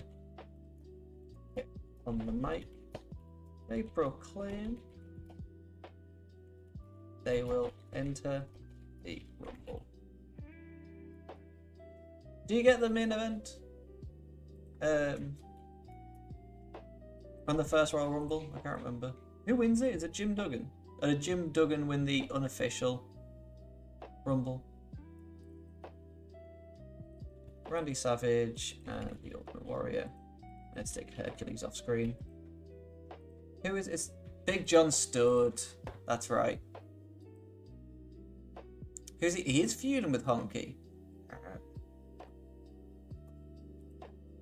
And Honky.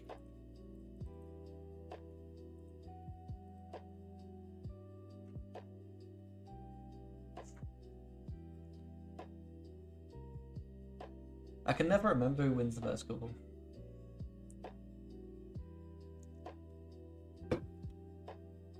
Let's change that to Hercules. No, that'll be the victor. Loser, Hercules.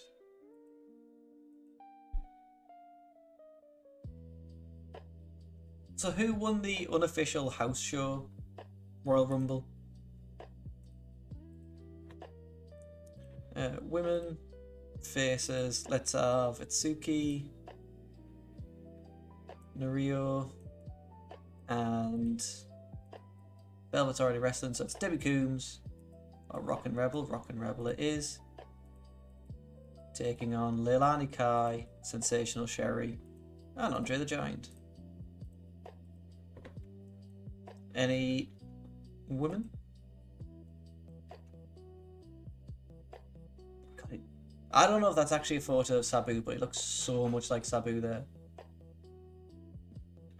Samantha, Cindy Paradise.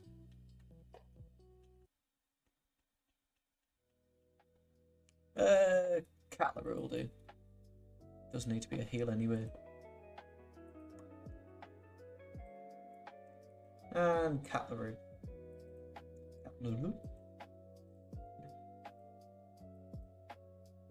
And let's stick Tatino over. Boop, boop. Job's a good one.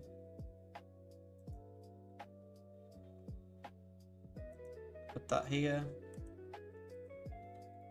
The jumping bomb angels. Here's an icebreaker I was asked recently. If you could wipe one piece of media from your memory to re-experience it again for the first time, what would you pick?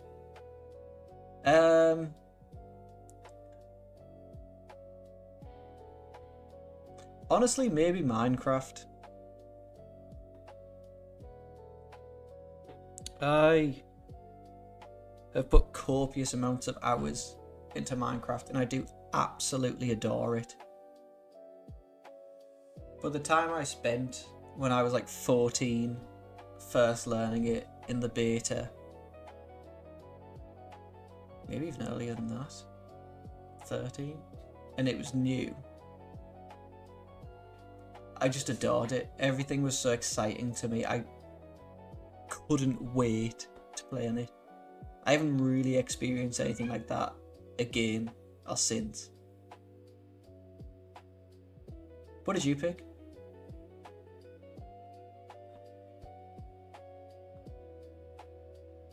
Jump on Angels want the TEW Women's Tag Team titles.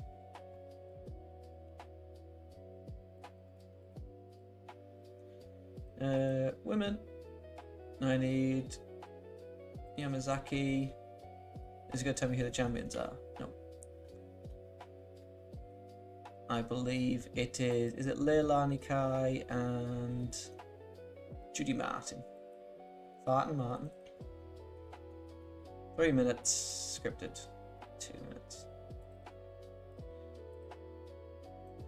Put that there. My first thought originally went to either wrestling, but I think if I experienced it again, I just wouldn't like it. And then it kind of went to the TV show Mad Men, but I have only finished that once, so I think if I give it another year or two, I will just forget about it.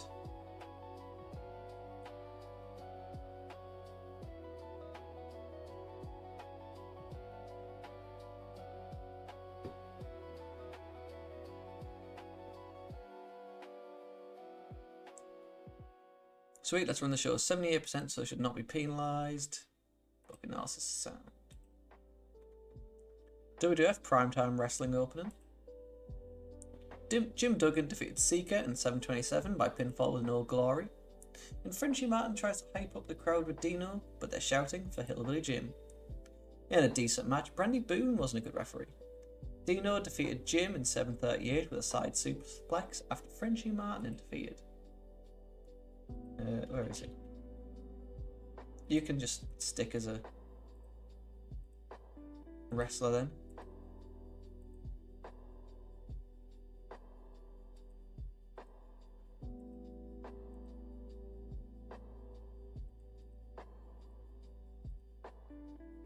Where is Bruno? I don't want you to be a referee. My first thought was Transformers, but I also think if you chose something you have nostalgia for, I just didn't answer in the end. Roll referee.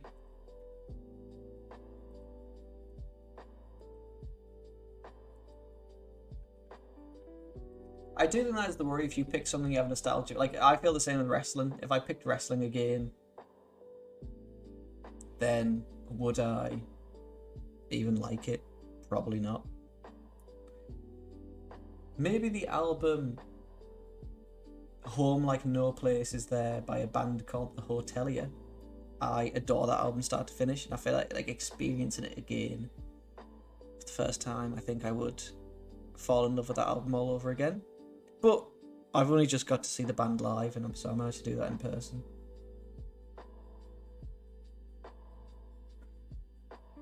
Again, maybe like Fallout 3 on New Vegas.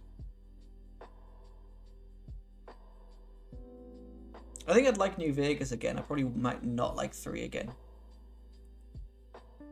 Hayden and the Islanders insist they don't know where Matilda is. The Bulldogs are distraught. Gorilla Monsoon and Bruno Sammartino are an awkward pairing on commentary. I don't think that's true. The Rockin' Robin and the Jumpin' Bomb Angels defeated Cat LaRue and the Glamour Girls, when Tatino pinned Cat LaRue with a flying knee drop.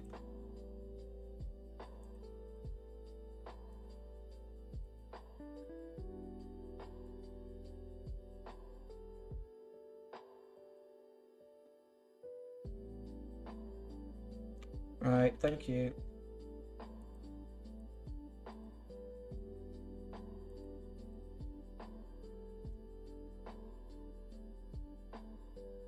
Was the gig good? Outside of the gimmick, was the gig good? The Jumping Bomb Angels want the tag titles. Oh, sorry, I forgot Judy Martin, Jimmy Hart are an awkward pairing.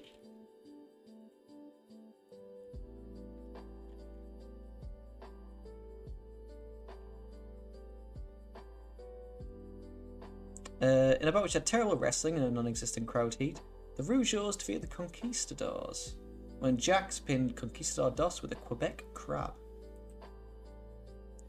Jack Tunney warns the Islanders that they have 1 week to return Matilda.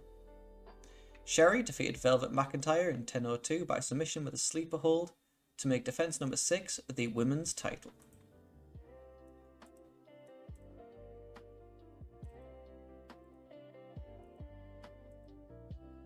Gene Oakland hypes the Royal Rumble and Hulk Hogan helps explain the rules. In a bout which had terrible wrestling and a non-existent crowd heat. Oh, have I not turned off? Iron Mike Sharp defeated SD Jones in 6:38 by submission.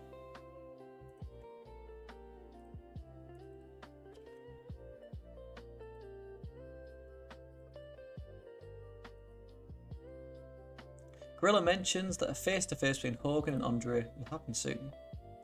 In an extremely short match, Bam Bam defeated Bundy in 3:02 with a diving headbutt. Gorilla is all over Heenan for avoiding being interrogated about Matilda's disappearance.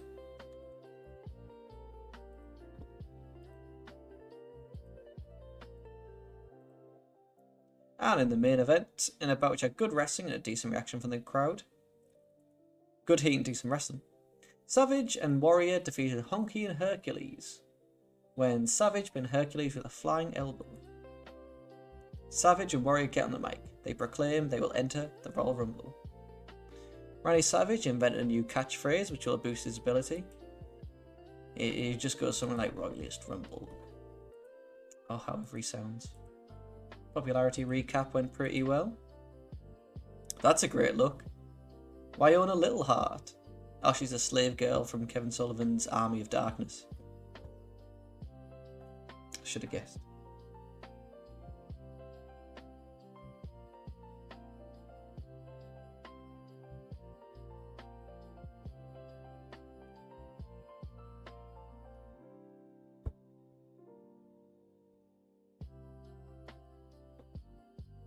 How was Primetime Wrestling? Positive, the majority liking the show.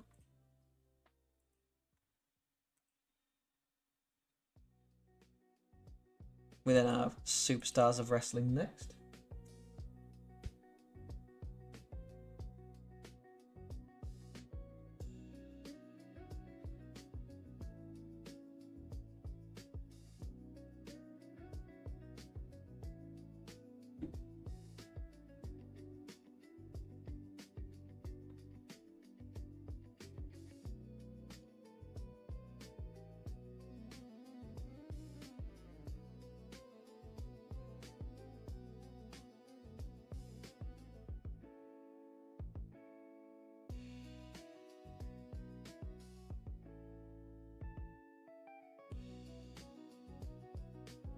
Bill Watts has took control of World Wrestling Council.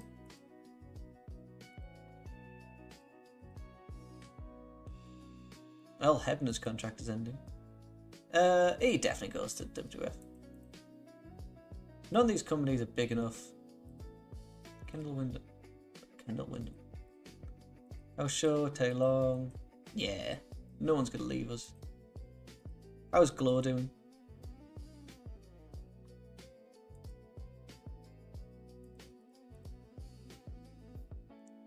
Palestinian the Terrorist, my favourite character. So you have World Championship Wrestling.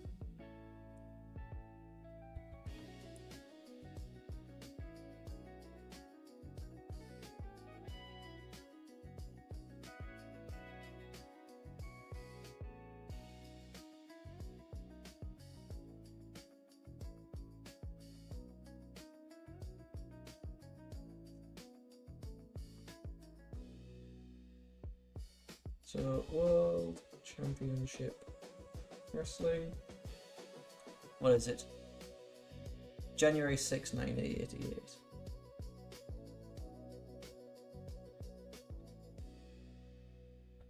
Did anyone watch The Celebrity Traitors? It was very good.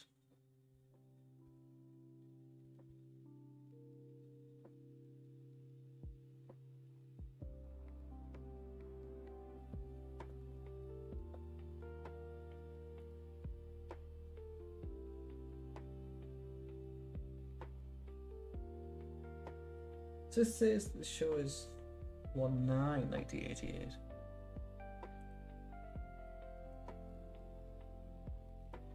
Held on Wednesday, shows out will be 9. Right. Coach change it to Saturdays.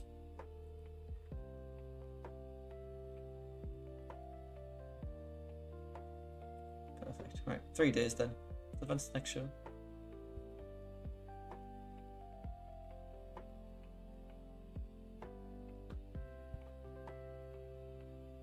I can't believe we're reaching the 9-hour mark.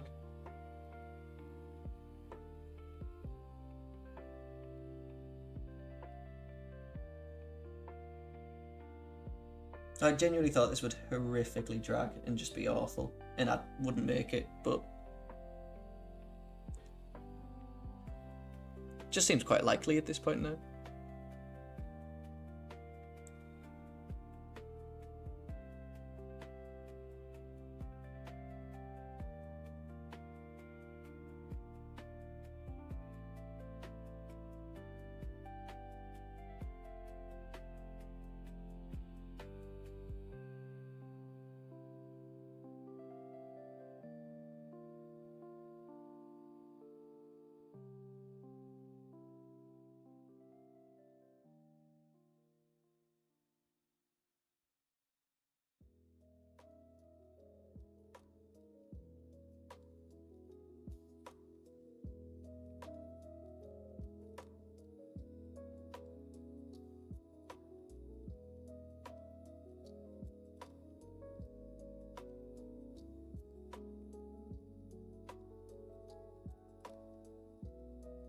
What does Vince have to do? Or do we have another show? Ugh, I thought we already booked Superstars of Wrestling.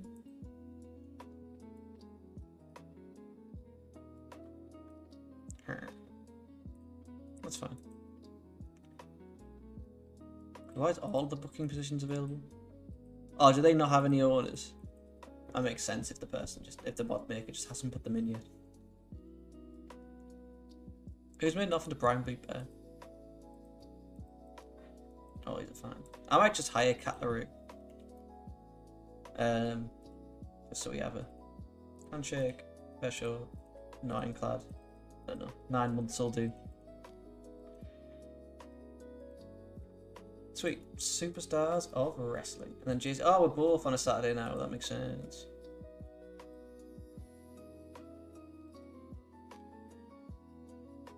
That now means I've just kind of missed out on a show, but we'll make it work. I've spent so much on workers. So let's go to... We're last in the Great Lakes. Let's pick Mid-Atlantic. Don Canoodle has turned up and been asked if he can hang out. That's more than fine.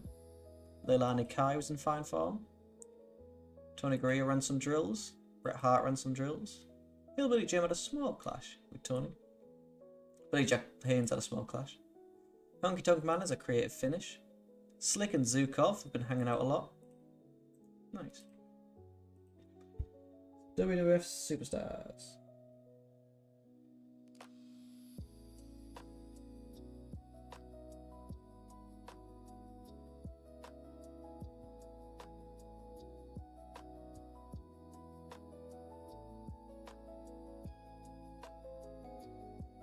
Oh, we are now the 9th.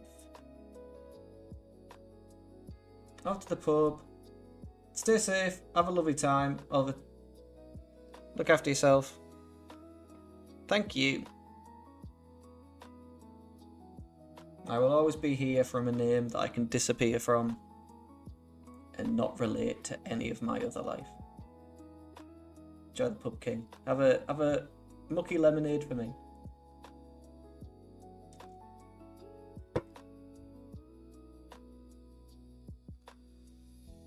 WWF Superstars of Wrestling, January 9th. Let's go. 988. Hosts are Bruno, Jesse Ventura, and Vince McMahon. In action this week will be Demolition, Sam Houston, The Islanders, Roberts, plus highlights from Bundy and Hogan. So we go straight into... Oh, we need to do the opening first. WWF Superstars of Wrestling. Hype. Pre-taped video, 1 minute.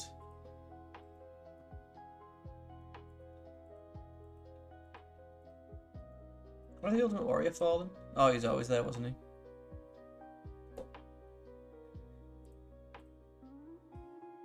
he? Improvised is perfect. Our first match is the Islanders against Jerry Gray and Lanny Poffo.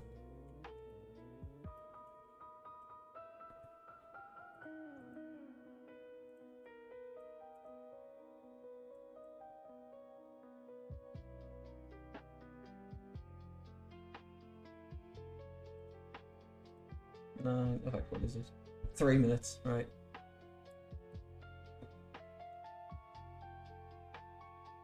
The Islanders continue to beat on Gray until Haku puts him away with a thrust kick in 3 minutes.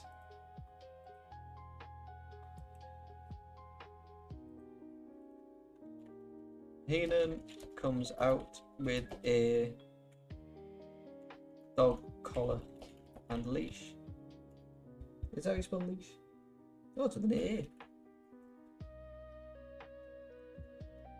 To mock the British Bulldogs.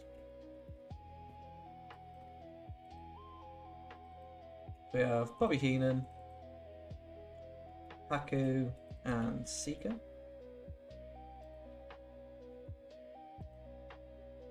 Storyline. Haku and Tama.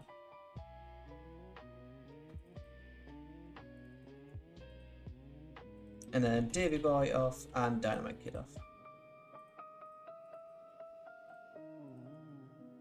2 minutes.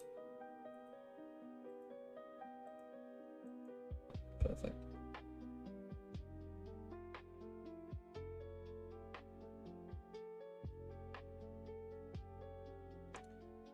Craig DeGeorge is on the interview platform with Jack Tunney.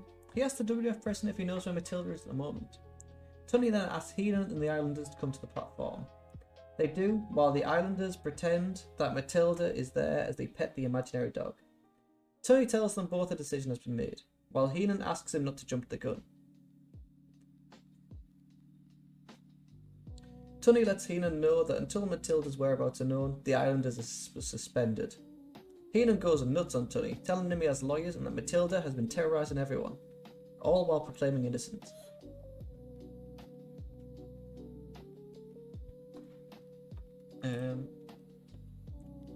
Tunney tells Heenan that the Islanders are suspended until Matilda is returned.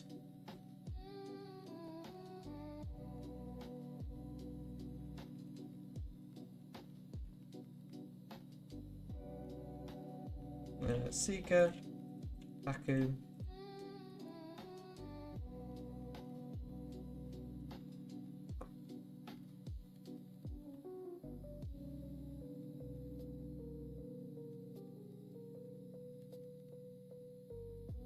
Secret's removed. He's not part of it. Paku, Tama, Bobby, Jack Tunney. Who's the guy who did the interviewing? Oh, Craig DeGeorge. Do we even have him? Oh, we do. Dynamite is off screen and Davey. Sweet. We then get Wellington Wilkins against Jake the Snake Roberts.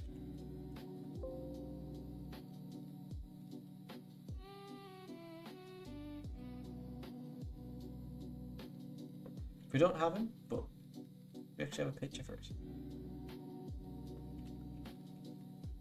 Oh, we do. We can hire him. I kind of like Wellington Wilkins. Negotiate. Just a handshake per show, no ironclad. For 9 months. Boop, boop. We can just have Jake the Snake against someone else.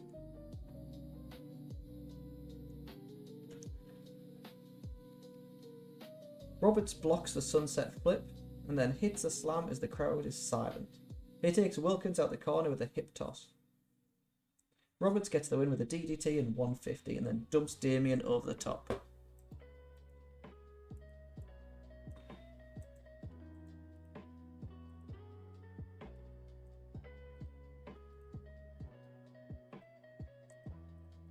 Perfect. Hook. Jake dumps Damien on is it Wolf with an E? Yeah. Is he in any kind of storyline, Jake? He is. He can Jake cut a promo, we can just kind of cut it on Rick Rude and Honky.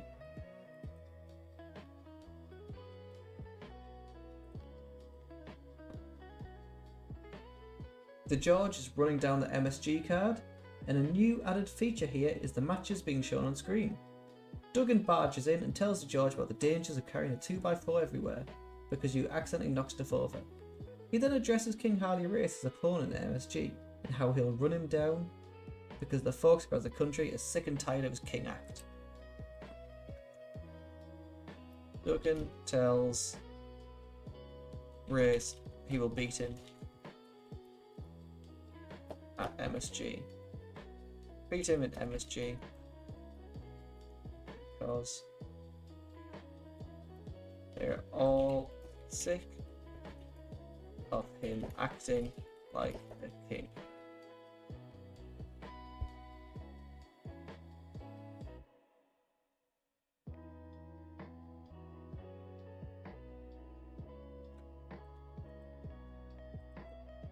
Craig, interviewer with Jim Duggan, cutting a promo, King Harley Race. 2 minutes. Backstage. We then get Dino Bravo against Scott Casey.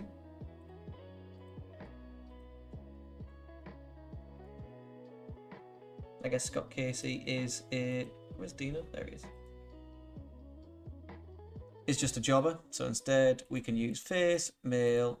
Let's use Outback Jack.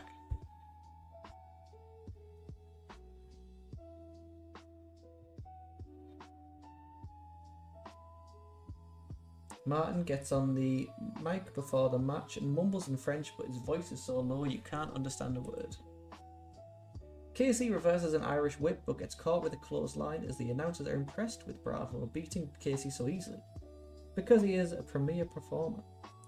Bravo boots Casey in the gut, then hits a side slam before putting him away with a back suplex in 2 minutes. Oh shit, I forgot to show on the shows. Gene Oakland is with Rick Rude, who'll be facing Hulk Hogan for the WWF World Heavyweight title tonight at the Boston Garden. Rude yells at Hogan, saying he doesn't give a damn about him or the Hulkamaniacs, as he will do his strip tease whenever he wants. He then promises to do one right over his body and there isn't a thing they can do about it as he leaves.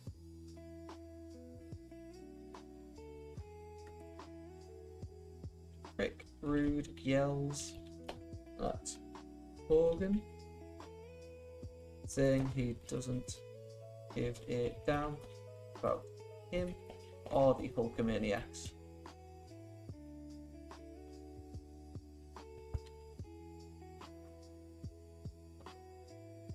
June, interview, Rude, cutting a promo on Hulk off screen. Backstage interview. Then have Sam Houston against Terry Gibbs. Gibbs heads up top, but Houston slams him off and hits the Bulldog for the win in 2:53.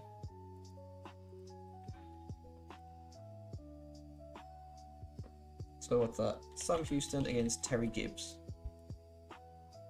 Sadly, we don't have Terry Gibbs. So heel, male, exclude. Brooklyn Brawler.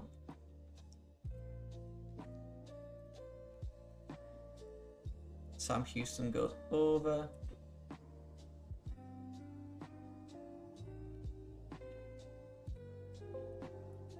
Clips of Bundy versus Hogan, with Andre choking Hogan after the match. So yeah, Bobby, Hulk, Andre, and the Kinger.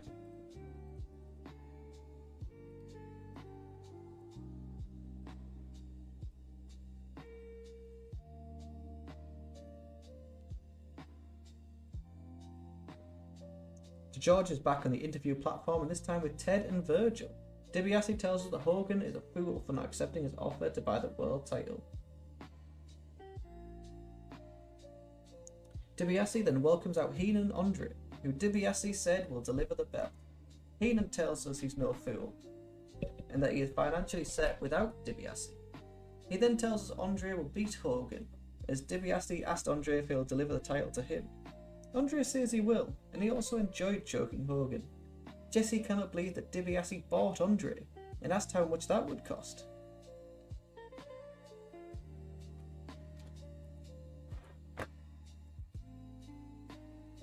Heenan and DiBiase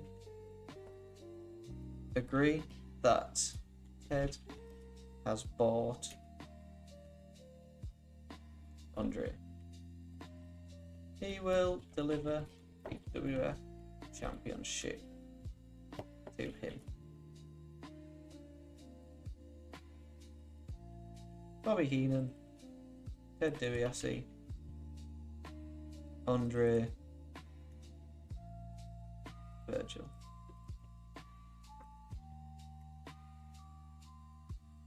With it, Craig to George, interview, Hulk, off screen. We then get Civi Affy against Butch Reed.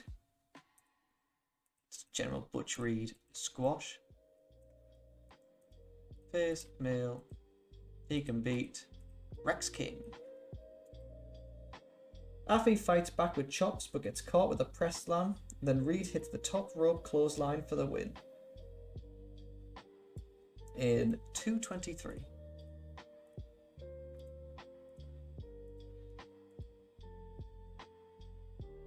Then I get Demolition against Jim Evans and Mike Richards.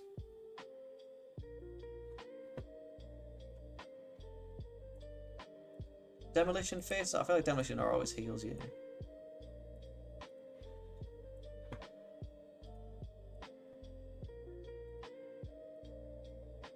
Demolition take on face males. Brian Costello, Brandy Boone. Evans tags and he gets his ass kicked too. The crowd get a bit restless as it's been going on for a while. Then Demolition puts him out his misery with a decapitation in 3 minutes.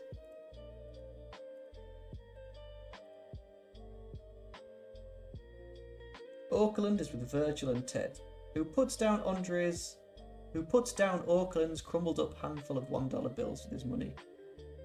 DiBiase gloats about buying Andre's contract and tells Hogan he'll be watching him in Boston. He then switches his attention to Jake Roberts, his opponent for the Boston show. DiBiase says that Roberts is like himself, they're both cunning, but that he is best at humiliating people, and promises to do the same to Roberts. DiBiase then has Virgil flex his bicep and warns Roberts what will happen if Damien comes out of the bag. Ted gloats about buying Andre, then turns his attention to Roberts. He will beat him in Boston.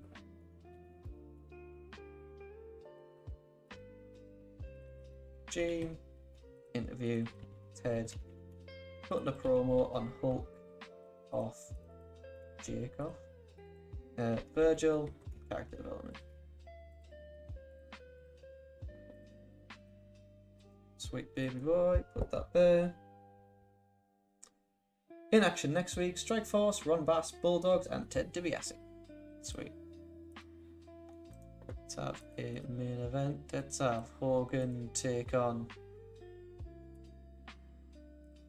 2v2. Let's have Rick Rude and Ted DiBiase take on faces Orndorff, Brutus and Jim.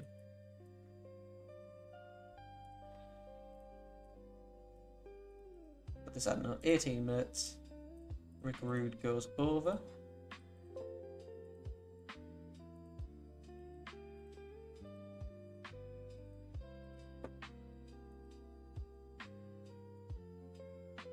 And then we can also have heel.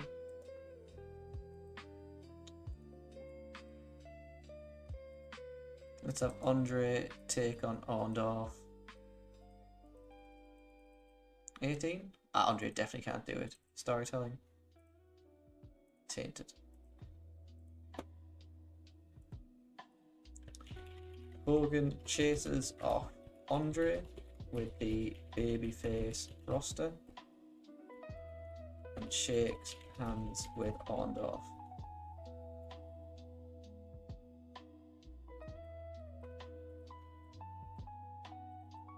Andre, Bobby, Hulk.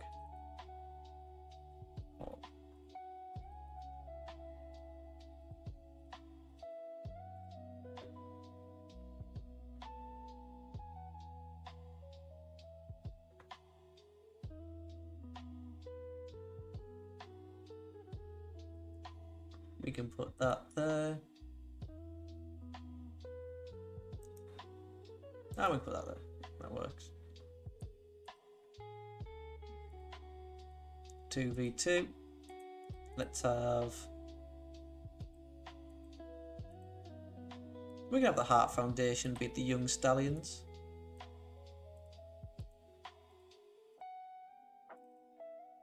Brett always stealing the show. 17 more minutes. So let's have... I don't know, triple threat.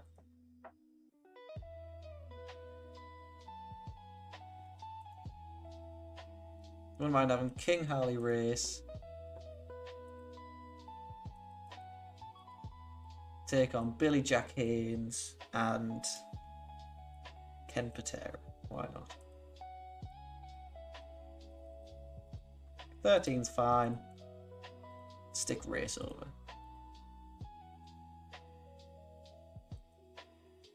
Angle.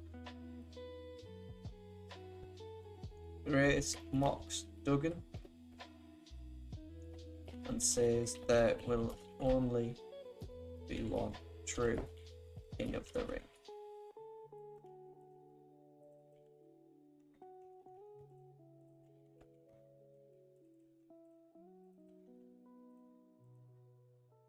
Perfect.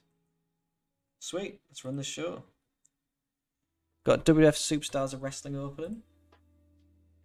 In a decent match, the Hart Foundation defeated the Young Stallions when Brett submitted Roma with a sharpshooter. Heenan comes out with a dog collar and leash to mock the British Bulldogs. The Islanders defeated Jerry Gray and Lanny Poffo when Haku submitted Jerry Gray with a Tongan death grip. Tony tells Heenan that the Islanders are suspended until Matilda is returned.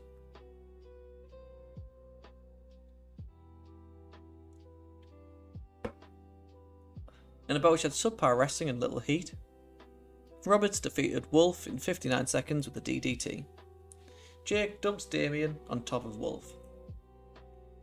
In a bout which didn't have much heat and terrible wrestling, Dino Bravo defeated Outback Jack in 2:12 with a side suplex. Rude yells at Hogan, saying he doesn't give a damn about him or the Hulkamaniacs. In an abysmal match, Sam Houston defeated the Brawler in 3:29 by pinfall with a Bulldog. Heenan and DiBiase agree that Ted has bought Andre. He will deliver the WWF Championship to him. Decent match, but terrible wrestling. Butch Reed defeated Rex King in 1:55 with a shoulder block. Work the crowd. Wild brawl.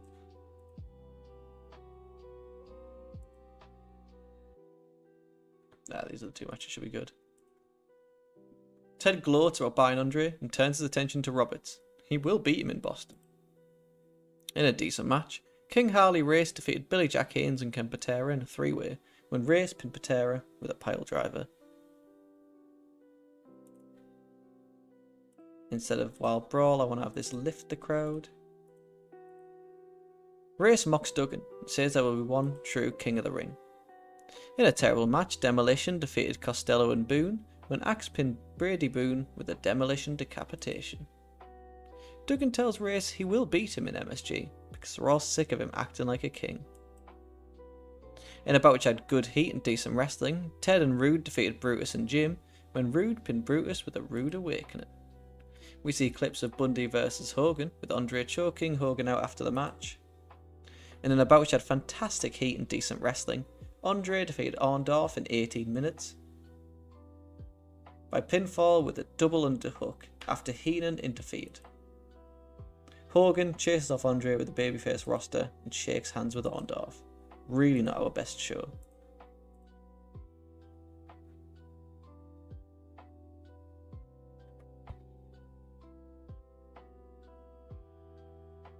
So, World Championship Wrestling, what was that? So let's pick, start from the bottom. Maybe best to start from the Mid-Atlantic.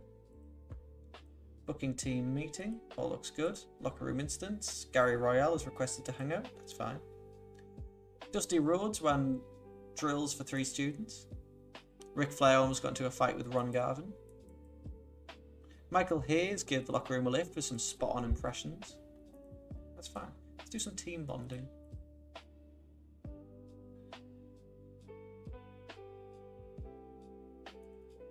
Ole Anderson seems to be the worst person. Who's absent?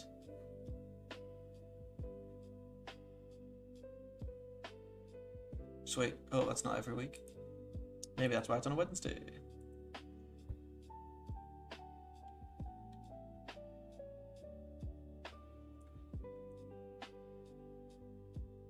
So we have World Championship Wrestling opening. Save. Hi, pre-taped video 1 minute.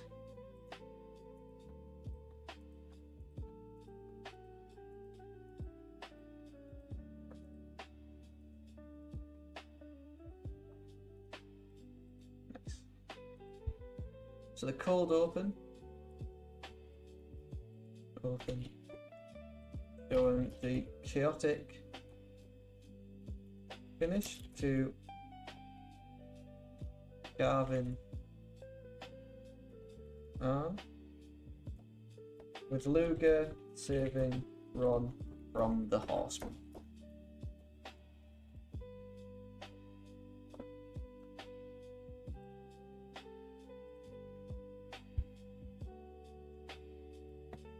Ron Garvin, Arn Anderson, Lex, Ric Flair, Arn Anderson,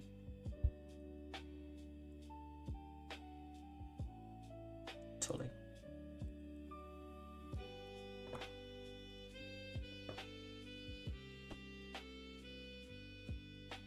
So if I do stables, 4 horsemen, Arn, Flair, Tully, JJ, right.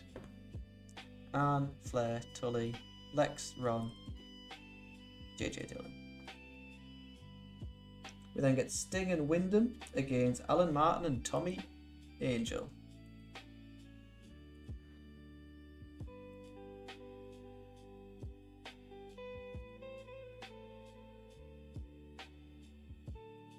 Sting and Barry Windham against unimportant heels, I guess.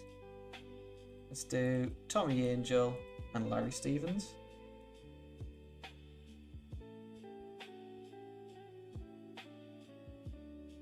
Wyndham suplexes and follows with a backdrop. Sting hotshots Martin and brings Wyndham back in for a power slam, but Angel kicks out. Stinger splash and the Scorpion Deathlock gets the submission. I imagine pretty quick. Sting goes over. Let's have this match work the crowd. Where's Larry?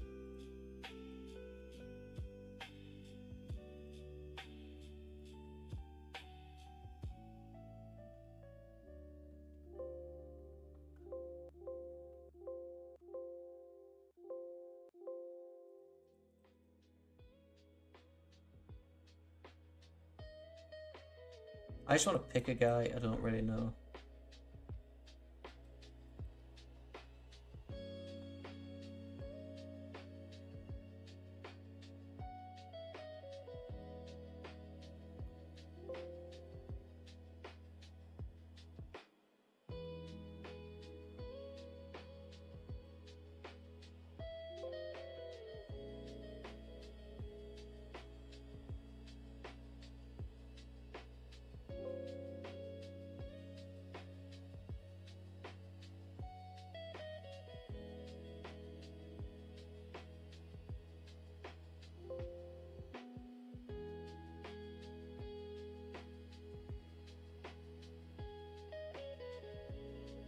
That works fine.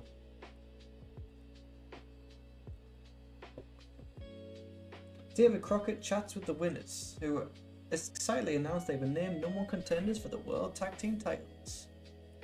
Team at X at Sting, Barry, Sting.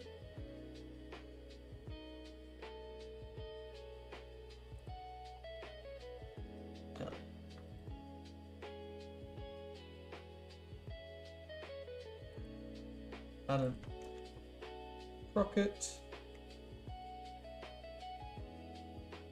interviews Sting and Wyndham, who announce their #1 contenders.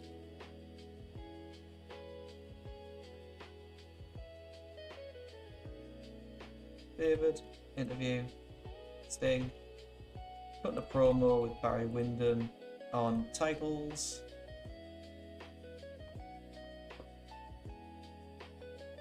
I'll do Bobby Eaton and Stan Lane, but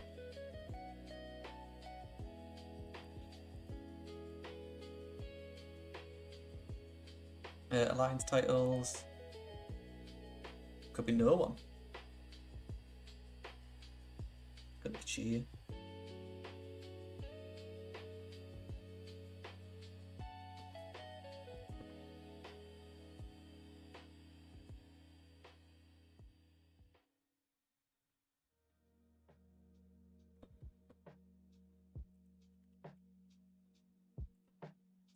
Up next is Midnight Express with Jim Cornette against Matt MacGyver and Lee Peak.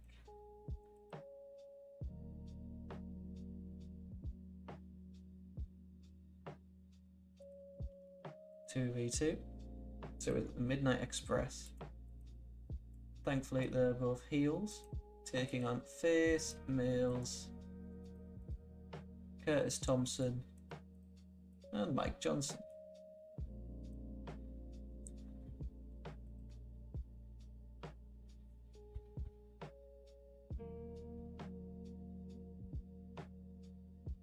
Lane attacks again and sends him back in.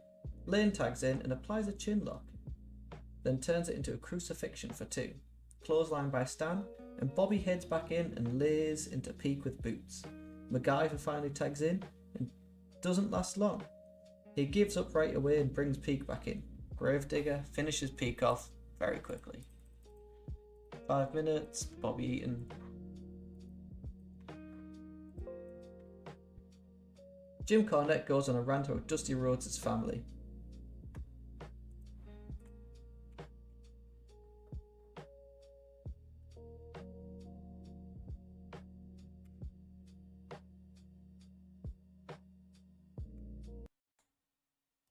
Jim Cornette goes on a rant about Dusty Rhodes and his family taking over.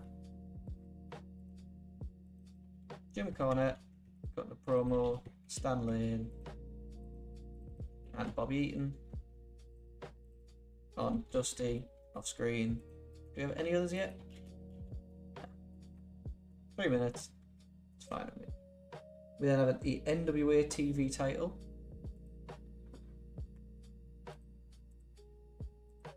Yeah, do. Nikita takes on Jeff Cruz.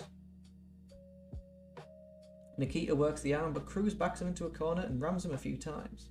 Nikita's fires back with knees and charges at him in the corner with a big elbow. Sickle gets a 3 and Nikita hangs onto the gold for another week. Where's Nikita?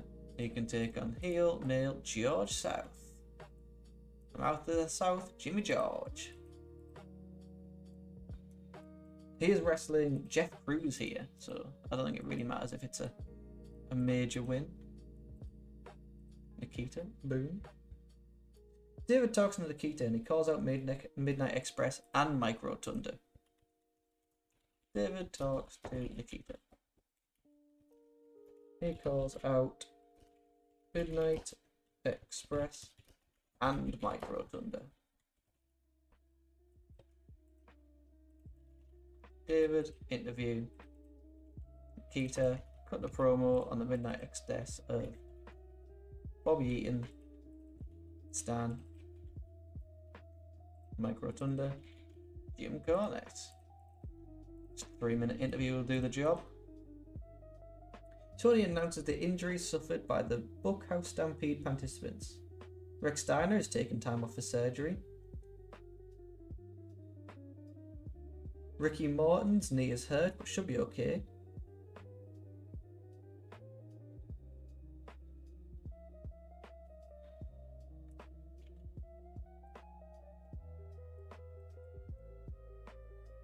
Perfect. We go to Tony Schiavone, who tells us Buckhouse Stampede will be Sunday, January 24th.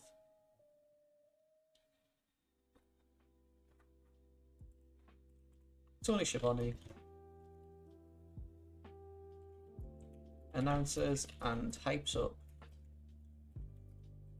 the Buckhouse Stampede.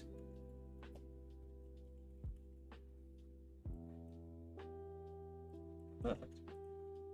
All I need is Tony, and then just kind of announce all these guys. Hell yeah. Those are some incredible Animal and Hawk pictures. 3 minutes backstage would be perfect. We go to the Omni on New Year's Day for the Buckhouse Stampede wildcard match. And finally, David Crockett is the one who mentions that fans in the Midwest and on the West Coast may not be able to fly to New York due to the weather, so the event will be on pay-per-view television.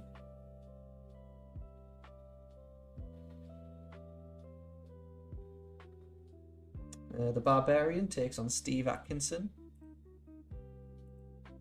Where's the Barbarian? There he is. He could take on face, male.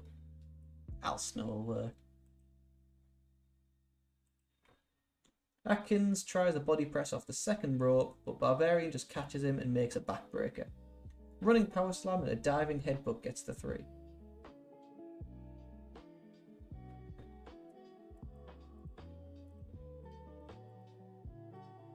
Hook.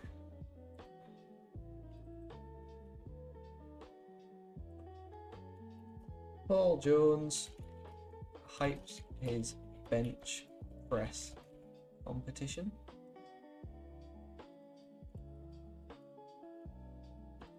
Putting a promo, I'm sure something will come of this later. 2 minutes backstage should be fine. Pre-taped words from Ric Flair, who says that 1988 had better be the year that people figure out the Horsemen are truly the best this sport has to offer. Ric Flair says 1988 be the year people see Horsemen are the best in this sport. Rick cutting a promo and Tully and JJ. Outside broadcast. We got Ron Simmons against David Isley. Ron Simmons, I assume a face, yeah. Take on heel, male.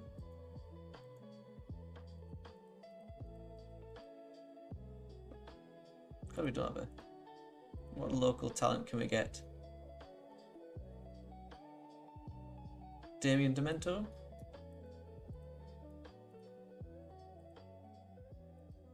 Ron Simmons against Damien, it doesn't necessarily matter. Did Damien Demento appear on the debut episode of Monday Night Raw? Gut wrench by Simmons, then a power slam. Nice finisher by Ron, a German suplex on Isley, but slingshotting him first. 3 minutes should do. Ron Simmons, domination. Ron Simmons promises to be the first black world heavyweight champion.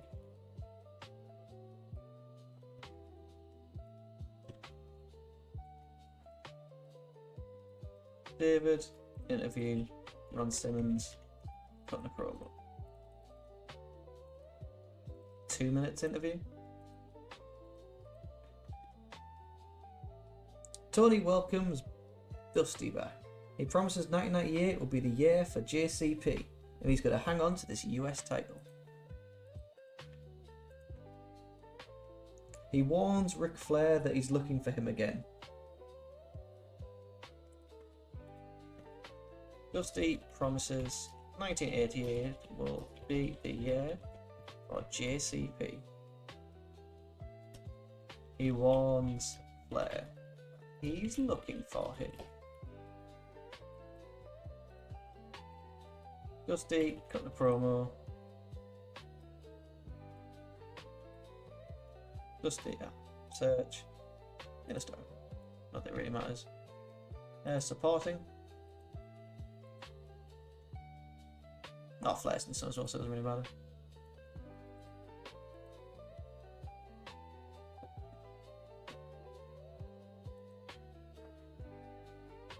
I'd work, let's add Jim.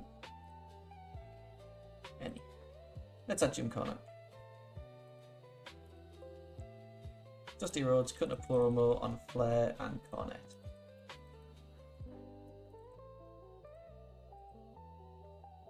We then get Larry Zbyszko against Cougar J.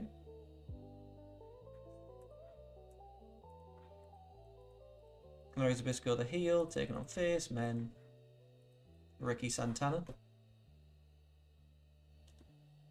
Cougar J reverses and Larry stalls. They lock up again and Larry throws a single kick and a neck breaker gets the 3. Putting Zbyszko over. Larry finds us all Spud heads annoying and he'll see Barry Windham at the Nassau Coliseum. Larry says he finds all the fans annoying he will see Windham at the Nassau Coliseum. Hell yeah.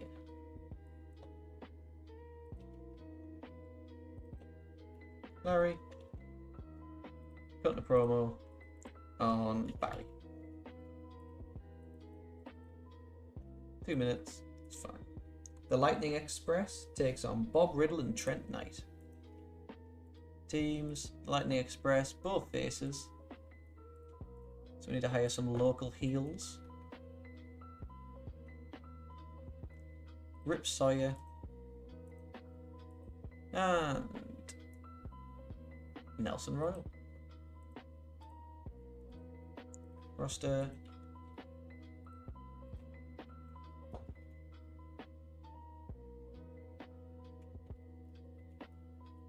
What other names this fella go by?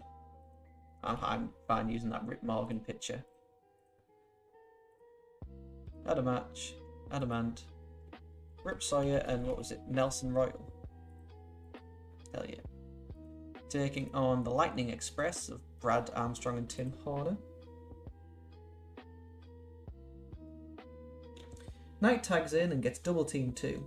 Horner slams him for a 2 count. Armstrong works Knight's arm while David Crockett teases a big surprise coming from Eddie Gilbert. Suplex by Tim Horner. Big drop kick by Armstrong. Express keeps up the double team as this squash enters day 4. Atomic drop, Russian leg sweep combo. Then Armstrong atomic drops Horner on top of Riddle for the 3.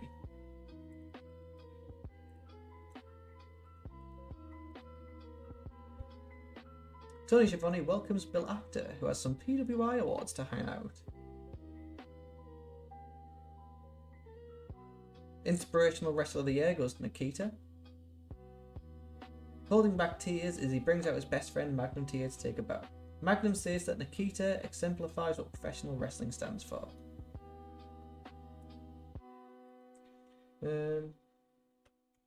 Magnum TA says that Nikita exemplifies what professional wrestling stands for. It's going to be a series of angles just to put people over. 2 minutes. Most popular wrestler of 1987, Dusty Rhodes. Wrestling ain't comedy, cartoons and copycats. Jim Crockett Promotions are the real stuff, Dusty tells us. Bill Apter asked Jim Cornette to come out to accept the Most Hated Wrestler award. It was to go to Ric Flair, but he's refusing, so Crockett accepts on behalf and cuts a weird promo where he babyfaces Flair, calling him the greatest world champion. Tag team of the year is the Midnight Express. Stan Lane starts to cry and says exact thanks to 2 people. Sweet Stan and Beautiful Bobby. He tears into Bill Apter for taking too damn long to give the Midnight Express some recognition. We then get the Warlord against Larry Stevens. Slam and a leg drop by Warlord, then running power slam finishes quickly. Warlord can take on Face, and then the Italian Stallion.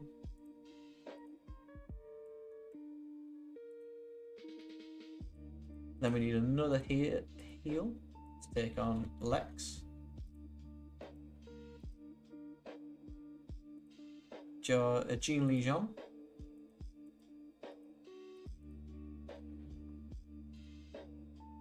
We can just do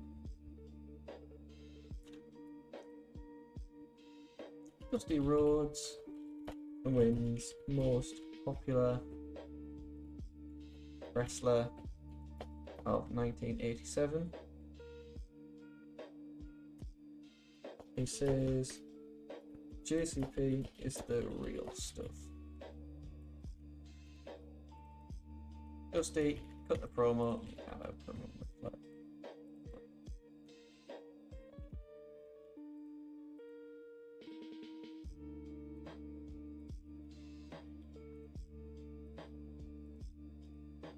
Who is it? So it's Lex against Curtis Thompson. We don't have Curtis Thompson, so we're doing Lex against Chris Champion. Power slam and a torture rack ends it in seconds.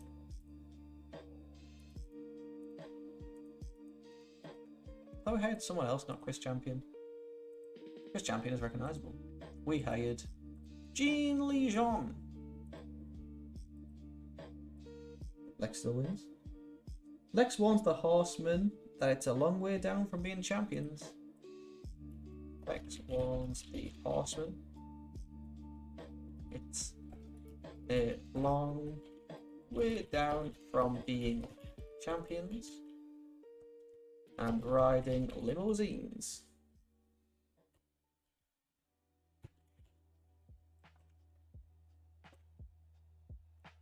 Lex cuts a promo on Arn, Tully, JJ, and Flair. Then I have Dick Murdoch against Ricky Nelson.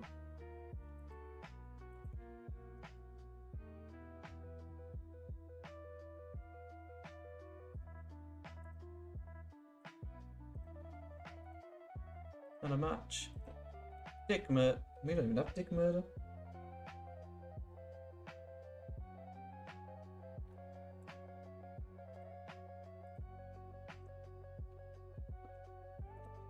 Local. Dick Murdoch here. Last note. We need Dick Murdoch. So we can skip this match. Dick Murdoch. Here he is. Oh, he is.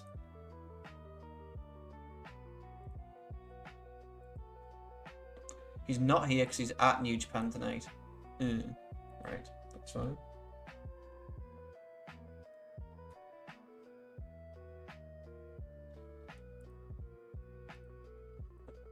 Jim Cornette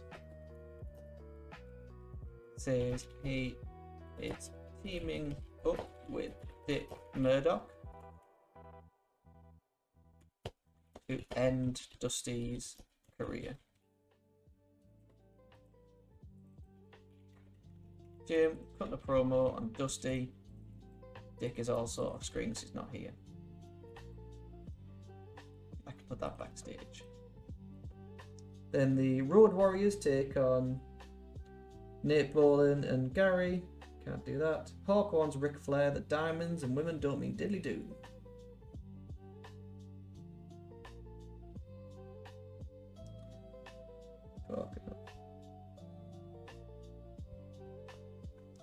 So these sheep herders get win. TEW, this is a distressingly long show. Sheep herders get a win. Are they heels?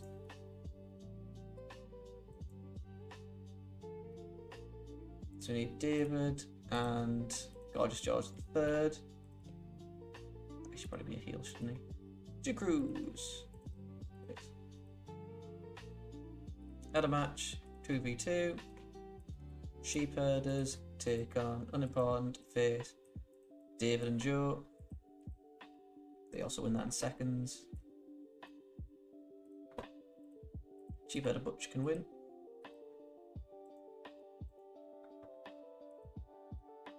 If all the shows are like this, it's going to be distressing.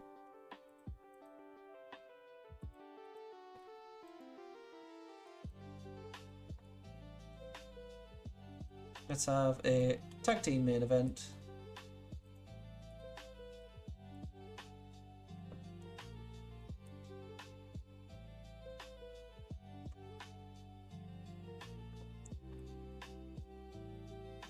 Do you have the Rock and Roll Express against the Enforcers?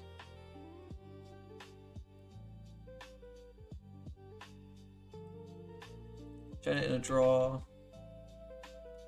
Double count out. Yeah. Storytelling. What if I keep you strong, Anderson?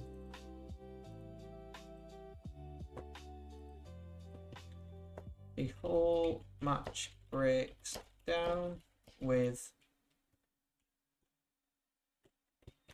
Lex and Dusty going out to back up R&R. So we have Lex, Dusty, Ricky Morton, Robert Gibson, JJ, Tully, and Arn. How long do we need? 5 minutes. Easy. Boom.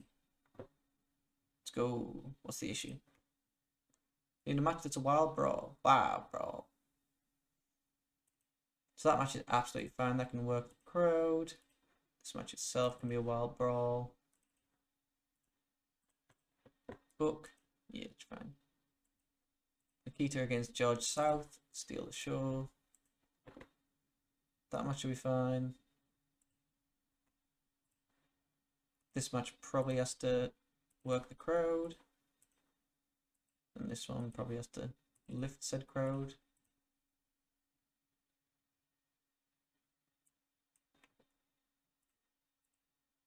We can maybe try and have this steal the show. And these boys, that boys. Try at least. We have the World Championship Wrestling Open. A cold open showing the chaotic finish to Gavin and Arn. Gavin versus Arn. Ron Garvin versus Arn.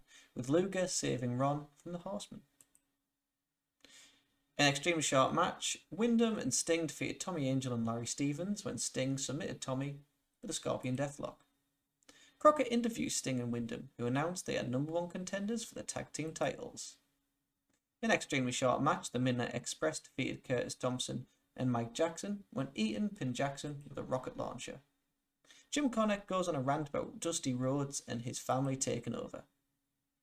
In an extremely short match, Nikita defeated George in 3:16 with a bear hug, when Nikita making defense number 17 of the NWA World Television title. David talks to Nikita. He calls out Midnight Express and Mike Rotunda. Schiavone announces and hypes up Bookhouse Stampede. And about that subpar wrestling in Little Heat, the Barbarian defeated Al Snow in 0:47 with a kick of fear. And Paul Jones hypes his bench press competition. Ric Flair says 1988 will be the year people see the Horsemen are the best in the sport. About which had decent reaction from the crowd but terrible wrestling. Simmons defeated Demento in 3:08 with a spine buster. And Ron promises to be the first black world champion. I don't think we need to do any work here. These can maybe work the crowd again. Dusty promises 1988 will be the year for JCP. He warns Flair that he's looking for him. An extremely short match, Sabisco defeated Santana in 3:17 with a pile driver. And Larry says he finds all the fans annoying, and he will see Wyndham at the Nassau Coliseum. The Lightning Express defeated Rip Sawyer and Nelson Royal, when Brad Armstrong pinned Sawyer with a side Russian leg sweep. Magnum TA says that Nikita exemplifies what professional wrestling stands for. The Warlord defeated the Italian Stallion in 2:03 with a full Nelson. And Dusty Rhodes wins Most Popular Wrestler of 87. He says JCP is the real stuff. Lex Luger defeated Jean Lejeune in 1:13 by pinfall with a running forearm. Lex warns the Horsemen it's a long way down from being champions and riding limousines. In about a decent reaction from the crowd but terrible wrestling, the Sheep Herders defeated Dave Isley and Joe Cruz when Butch pinned Isley with a battering ram. Jim Cornette says he's teaming up with Dick Murdoch to end Dusty's career. In our main event, and about which had good heat and decent wrestling, Rock and Roll drew with the Enforcers after a double countout. The whole match breaks down with Lex and Dusty coming out to back up R&R. 19 regions, I'll definitely take it. Hell yeah. I was quite worried at first, but things seem to be fine.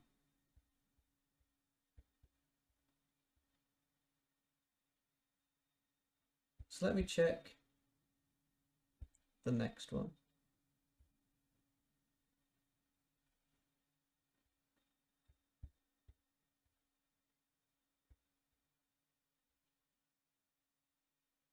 Yeah, so here's 116.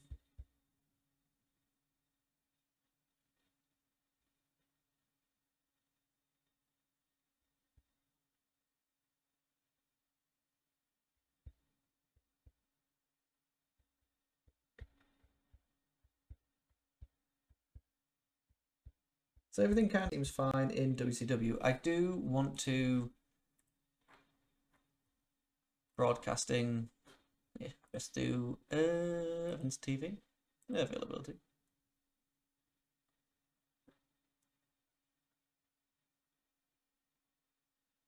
Was it just that one Saturday?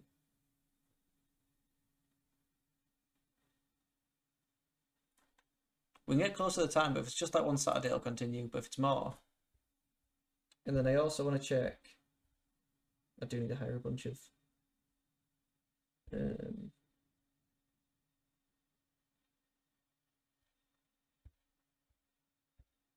jobbers. WDF. Boston. January 9, 1988.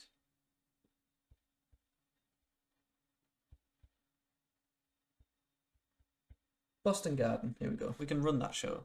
So that's fine. I don't think these are real shows. So Retribution. Deadlock. Burn it up. Downfall. Untouchable. On Tin Ice.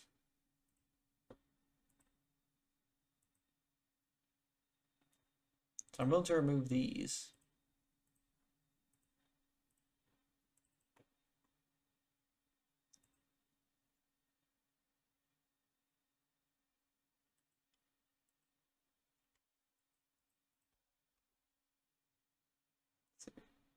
I'll change it. Remove event. Remove event. I think there's a Bookhouse Stampede at the end of this month.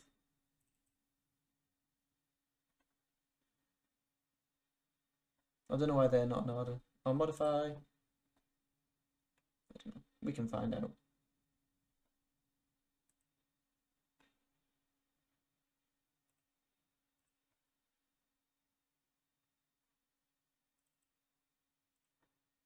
I'm going to change it to this year, and if whatever happens, happens. Let me just search. We have computers at our fingertips. Bookhouse Stampede 1988.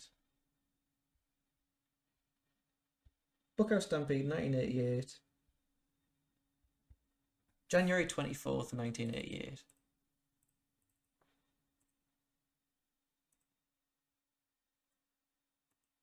Perfect. What's the availability for it? I might change it to Saturday the 23rd and just run it on the same show.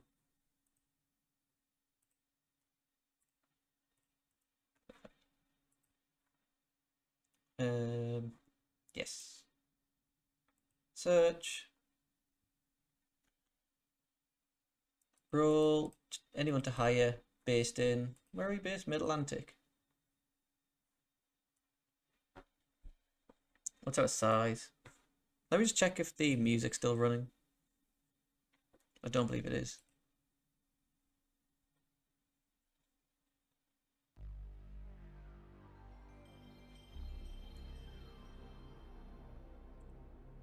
How the audio level's looking. I don't have my headphones in right now, so I can't hear any of this. I'm actually my headphones died.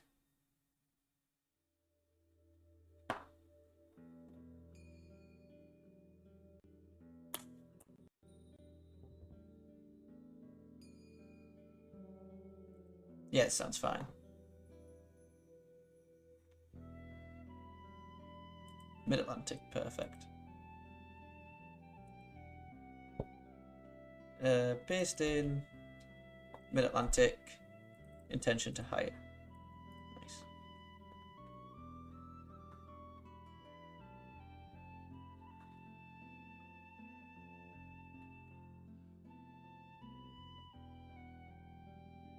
So Rip Sawyer, I am happy to have. Handshake per show, no ironclad. 1 year. Ricky Nelson similarly, handshake per show, no ironclad. 9 months. Handshake per show, no ironclad. ATV show's fine, we only have an ATV show. This almost feels too loud now.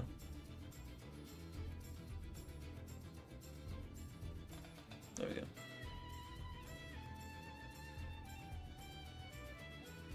Not that I know if that made any tangible difference.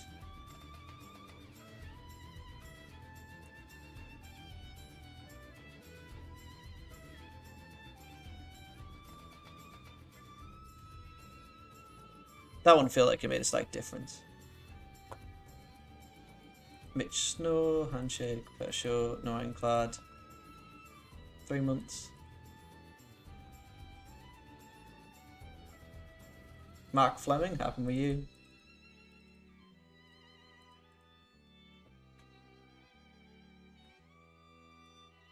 Handshake, better show, no ironclad. 9 months.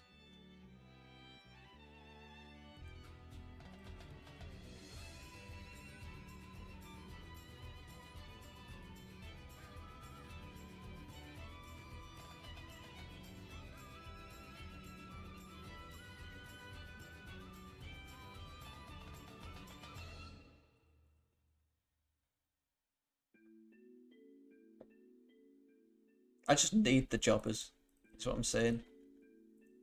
I'm hiring them at different ratios, so they kind of leave ratios. I'm hiring them for different lengths of time. Because... which book and positions available? Oh, that's fine. Scared me there. Still,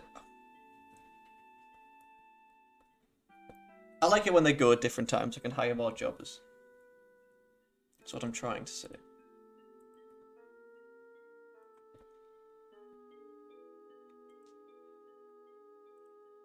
Same with the WWF, I feel. Where are we based? Tri-State.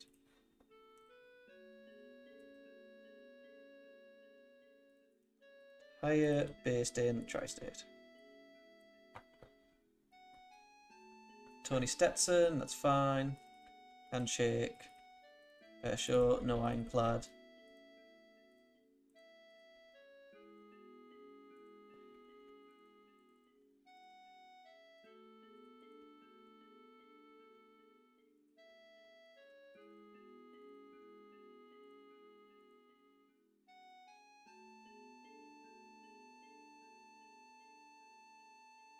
Hell yeah, New Japan Steve Blackman.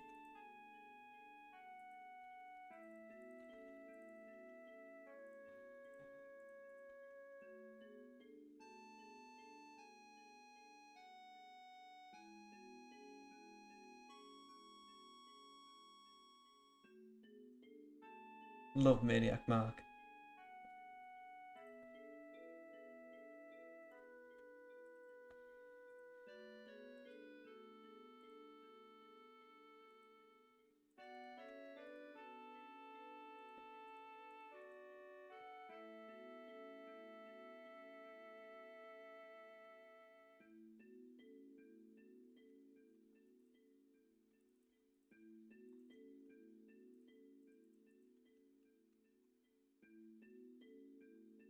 Dominic Danucci.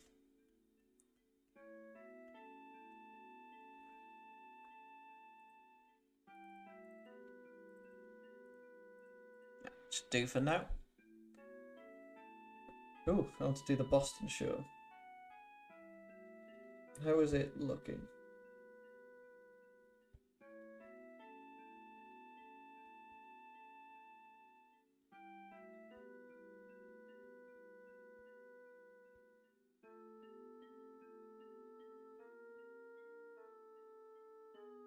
Do we, what would be next? Primetime Wrestling.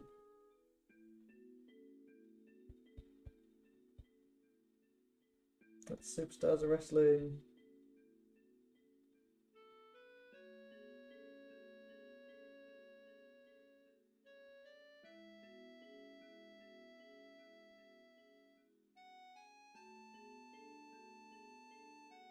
I just want to see if it's worth me booking this Boston show.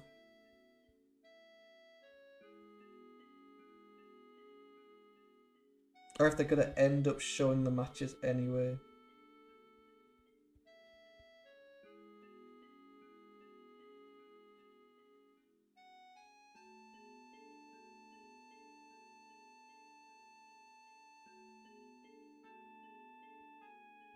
Wait, WrestleMania 4 report. That's 4/11. Not January 11.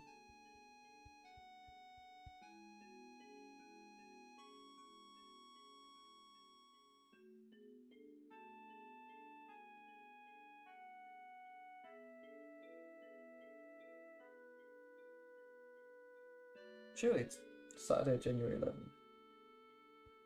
January 12th, it is showing it different. January 12th. Oh, because it did move. Ignore me. They did announce this.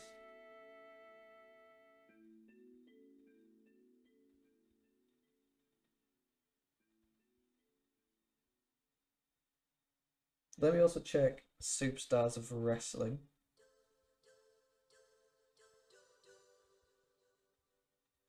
To find out if that has any of the shows from the Boston. If not, we'll book the Boston one.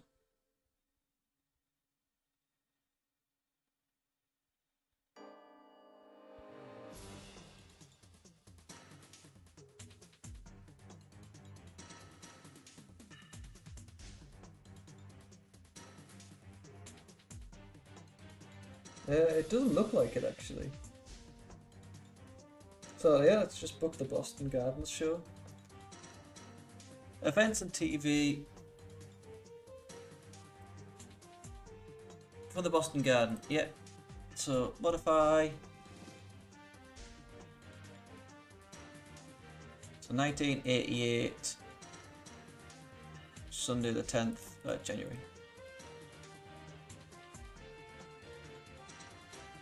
Maybe that's just loud to me. I also want to drastically shorten this show. Shorten it to an hour and a half. Superstars is just a B show. That's a lot less. Sorry about that. I just elbowed my microphone over. That proceeded to knock 2 empty cans over. That'll wake up anyone that was loosely watching.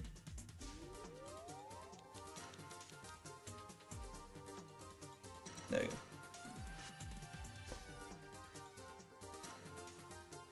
At least I can worry less about Superstars Wrestling now that I know it's a B show.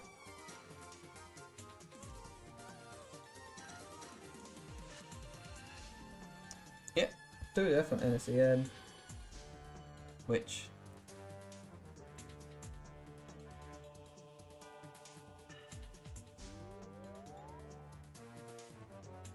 No, that'll be it. WF on NSEN tonight. Yep, happy with that. Run that. I wish I had more of a timer of what we were doing for each show. So, Boston Gardens, absolutely. Just like this venue. Choose broadcasters, automatic selection. I think it needs to be NSEN.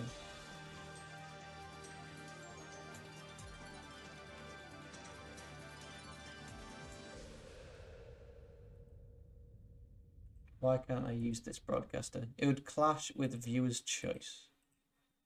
Deselect.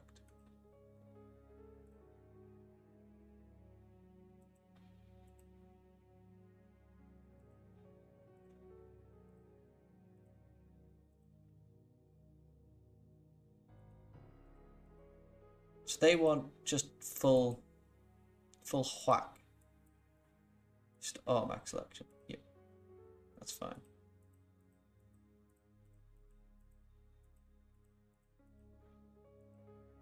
Yep, I can use this selection. That's fine. Booking team meeting, all is good. Locker room incidents. Tony ran some training drills. Bret Hart ran some drills. Cowboy Lang and Ted DiBiase had a hilarious back and forth. Jim Neidhart and Axe got in a huge row. Jim Neidhart and Rock and Robin got in a huge row. Ron Bass had a creative finish. Right, let's check the Boston show.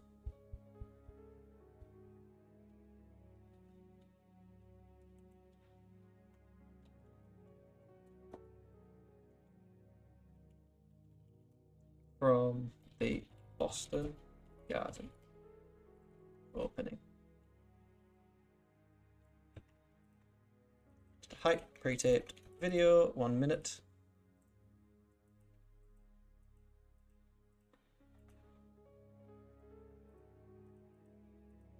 Should have known it was improvised.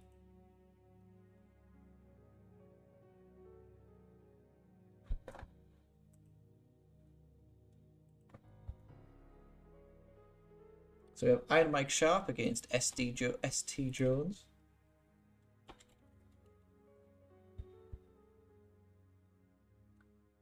SD headbutts Sharp a few times and gets a near fall with a scoop slam. He fires away in the corner, then the ref backs SD off. Sharp pulls something out from his trunks and loads his forearm support before whacking SD and getting the win in 8 minutes.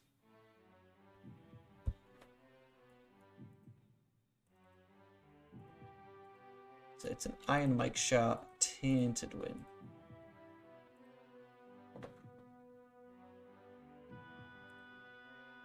Is there any way I can add to queue?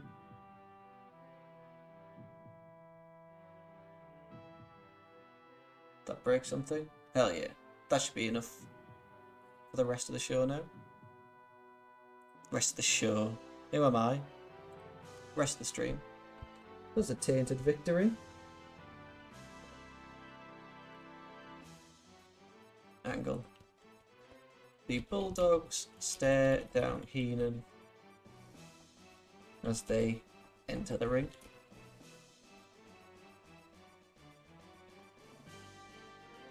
This feels a little dramatic.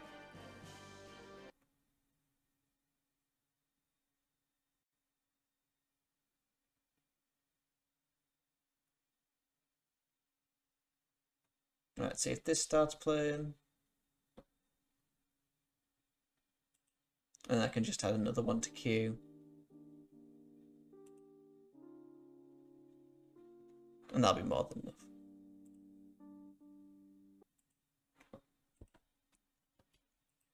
So, Davey, Dynamite, and Bobby. Then have the Bulldogs taking on the Conquistadors.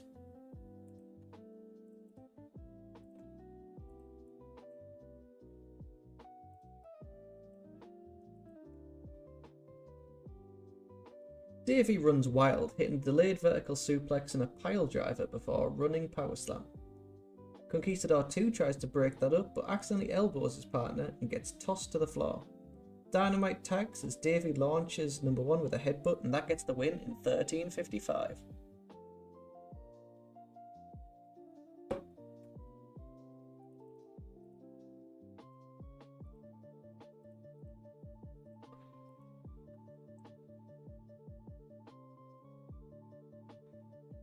Angle. Heenan returns to commentary as Gorilla mocks him for being scared of the Bulldogs. Bobby, Gorilla, Dynamite off screen, British off screen, Navy off screen.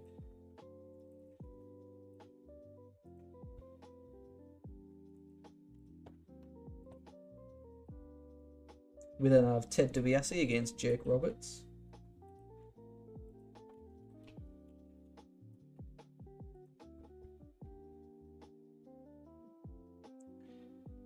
Roberts is down as DiBiase applies a chin lock, then Roberts breaks that up with a stunner and fires away. Roberts has DiBiase begging for mercy, but Virgil attempts to take the snake bag. That distracts Roberts long enough for DiBiase to attack him from behind and roll him up, grabbing a handful of tights for the victory. After the match, Roberts gets his revenge, ties up DiBiase in the ropes, he pulls out Damien as Virgil runs in for the save, but Roberts tosses the stake on him as Virgil freaks out. Jake gets payback by attacking Ted with the snake. Virgil runs in, so Jake tosses the snake. Jake tosses it at him. Hell yeah. Jake, Ted, Virgil. We then have Dino Bravo against Jerry Allen.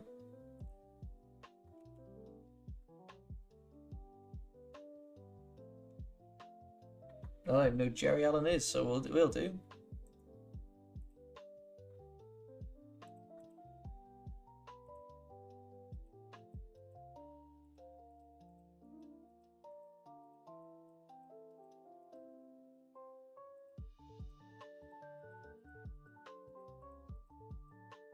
Billy Jack Haynes.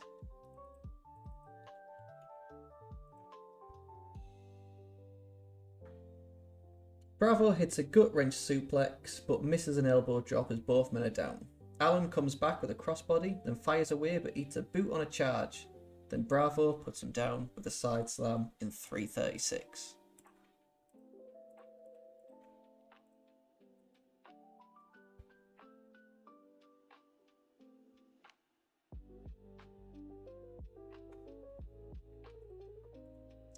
Heenan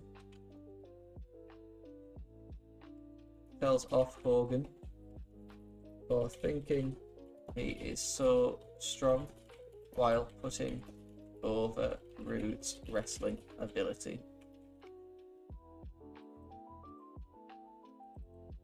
Rick Rude, Hulk Hogan, and Bobby Heenan. Jimmy Hart also joins commentary for this one. So this is the world title match between Rick Rude and Hulk Hogan, which we all know Rick Rude should win this, but alas.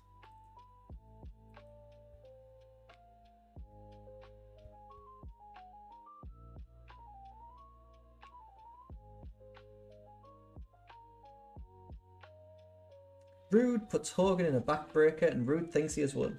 The referee lets him know that Hogan never gave up, so Rude climbs to the top and hits a fist drop. Rude signals that it's all over but only gets a 2 count as Hogan starts to hulk up. Rude punches away to zero effect as Hogan boots him, then hits a corner clothesline. Hogan slams Rude, then finishes him with a leg drop in 11:40.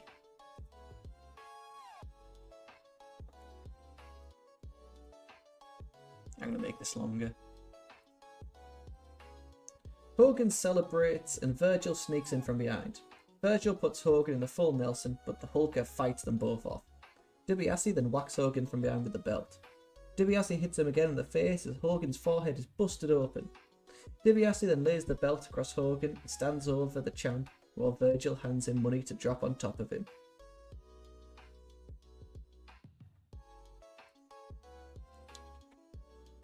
DiBiase attacks Hogan from behind, busting him open with the belt, then throwing money on him. Ted, Virgil, Rick Rude, and Hulk.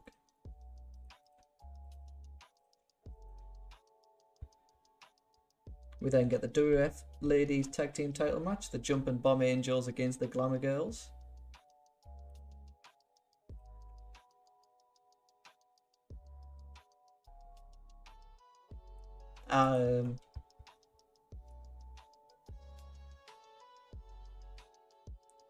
Itsuki ducks an attack and the Glamour Girls collide with Norio. And the Glamour Girls collide, then Norio tags in and cleans house. She hits Martin with a mid-out drop kick, then shotguns Kai into the ring and knocks her down. Martin ends up yanking Norio down by the hair. Itsuki runs in and the referee orders her back to the apron, allowing Martin to hit the front suplex, then Kai covers as the ref turns around and counts to 3.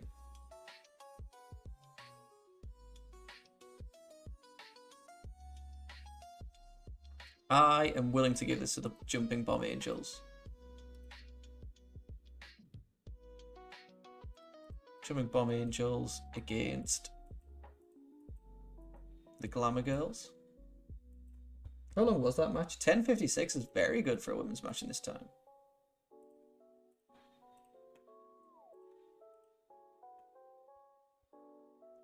We then have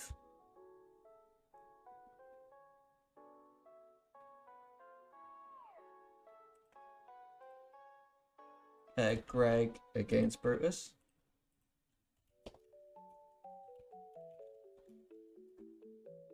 Their first titles in the WWF.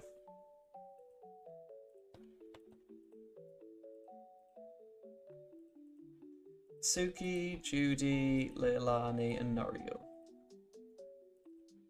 Like 2 minutes. So we have Greg against Brutus.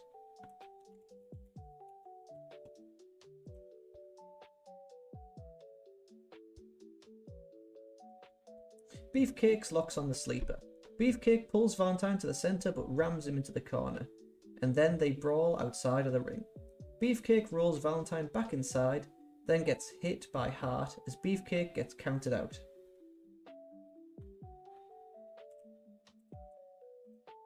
Greg, keep Brutus strong. Count out. Interference by Jimmy Hart. After the match, Valentine beats on Beefcake while Hart grabs the scissors. Valentine hands them, but Beefcake grabs his arm and they fight over the scissors, as Beefcake ends up with them. Valentine ducks out, but Hart is trapped and narrowly escapes. Beefcake then twirls around Hart's jacket and ends up cutting it up, while fans pelt Hart and Valentine with garbage. Valentine grabs these scissors, but Beefcake gets them back. Hart manages to run away. So, Hart manages to run away. Yeah.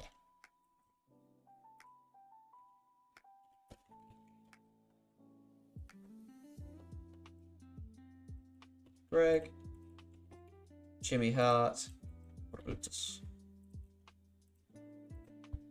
We then have Strikeforce against the Hart Foundation.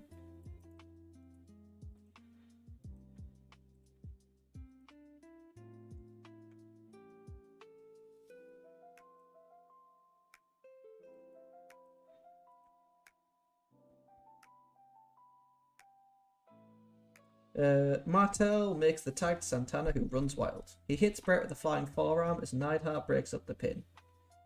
Hart then tosses Neidhart the megaphone as he whacks Santana, but the ref saw it and signals for the bell. It's ruled as a DQ in favour of Strikeforce.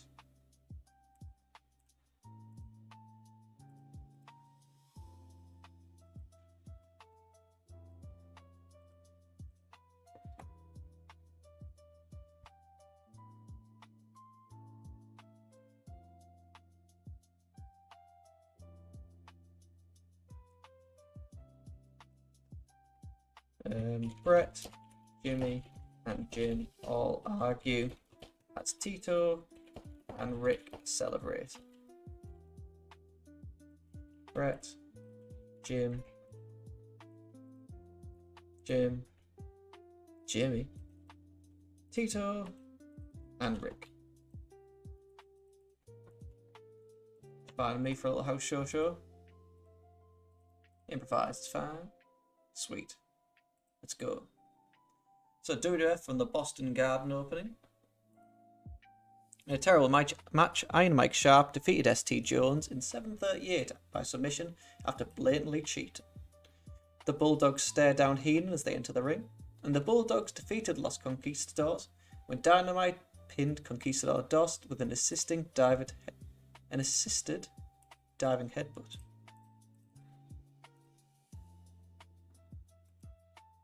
Heenan returns to commentary as Gorilla mocks him for being scared of the Bulldogs. And about its sensational wrestling and great heat, Ted defeated Jake in 9:33 by pinfall with a quick cradle. Jake gets payback by... I can't write tonight. Jake gets payback by attacking Ted with a snake. Virgil runs in, so Jake tosses it at him. In a bout which had decent reaction from the crowd but subpar wrestling, Dino defeated Billy Jack Haynes in 6:04 with a side suplex. Heenan tells off Hogan for thinking he's so strong, while putting over Rude's wrestling ability. In a superb match, Hulk defeated Rude in 1951 by the big leg drop, to make defense number 16 of the World Heavyweight title. DiBiase attacks Hogan from behind, busting him open with the belt and throwing money on him. I accidentally skipped that last match, but the Jumping Bomb Angels celebrate their titles in the WWF. It got a 47. In a decent match, Greg defeated Brutus in 9:53 when Brutus was counted out fighting Jimmy at ringside. Valentine grabs the scissors, but Beefcake gets them back. Hart and Greg manage to run away. And in the main event, Strikeforce defeated Hart Foundation when Brett was disqualified while fighting Tito to make defense number 9 of the tag team titles. Brett, Jimmy and Jim all argue as Tito and Rick celebrate. 19, happy with that. Obviously Hulk, giving a hug. Rick Rude, I want to tell you that you're awesome. And honestly, Brett told that was awesome. Tito. In fact, Ted DiBiase and Jake. Scene please. We made almost 2 million. Pop went up everywhere. Media scrum. Where does Steamboat has become a mentor Dusty Wolf? Is that a good combination? I think Dusty Wolf will definitely benefit. Right, Raymond and Dynamite hate each other. I'm going to sit down with them and work this issue out. It showed leadership, but their relationship worsened. However, my relationship with Raymond has improved. My relationship with Dynamite has gotten worse. Do you know Dynamite Kid and Dynamite hate each other? I'm going to sit down with them. That caused their relationship to get worse. It helped with Honky. Do you know Dynamite and Jax are each other? I'm going to sit down with them. Their relationship got worse. Dynamite Kids has improved. Jax has gotten worse. Do you know myself and the Ultimate Warrior dislike each other? We're going to sit down. You're right, I'm going to sit down with him and sort this out. It showed leadership and class and lifted the locker room, but only caused my relationship to get worse. I'm going to sit down with Zukov. It got worse. So that was just a full show of wrestlers just being like, I don't want to sit down with you.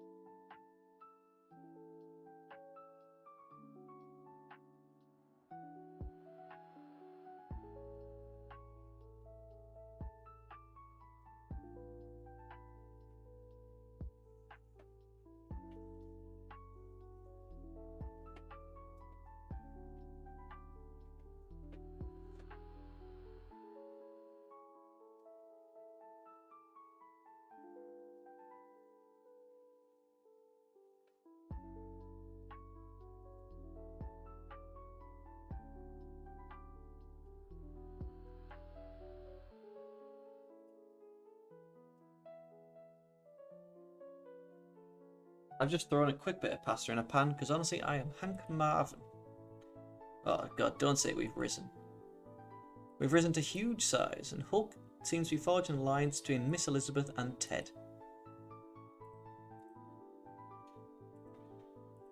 Mark Lewin. Search. Reset. Search.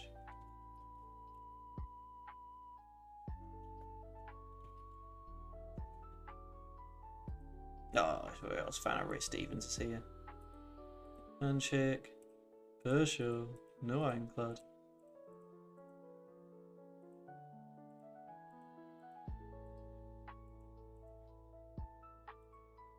Ooh, Cataroo. He'll do. Yeah, we're gonna play this gimmick. So we have primetime wrestling tonight.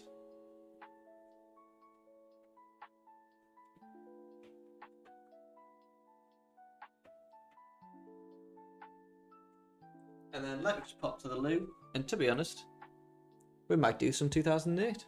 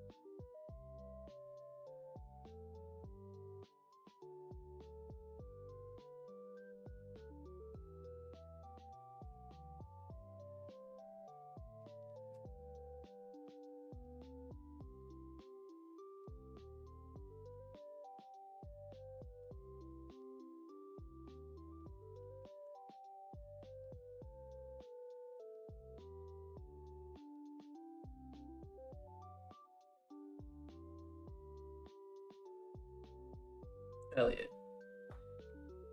Sweet. Let's get going. Carly, we're at the 10.5 hour mark. I keep saying this, but this is mental.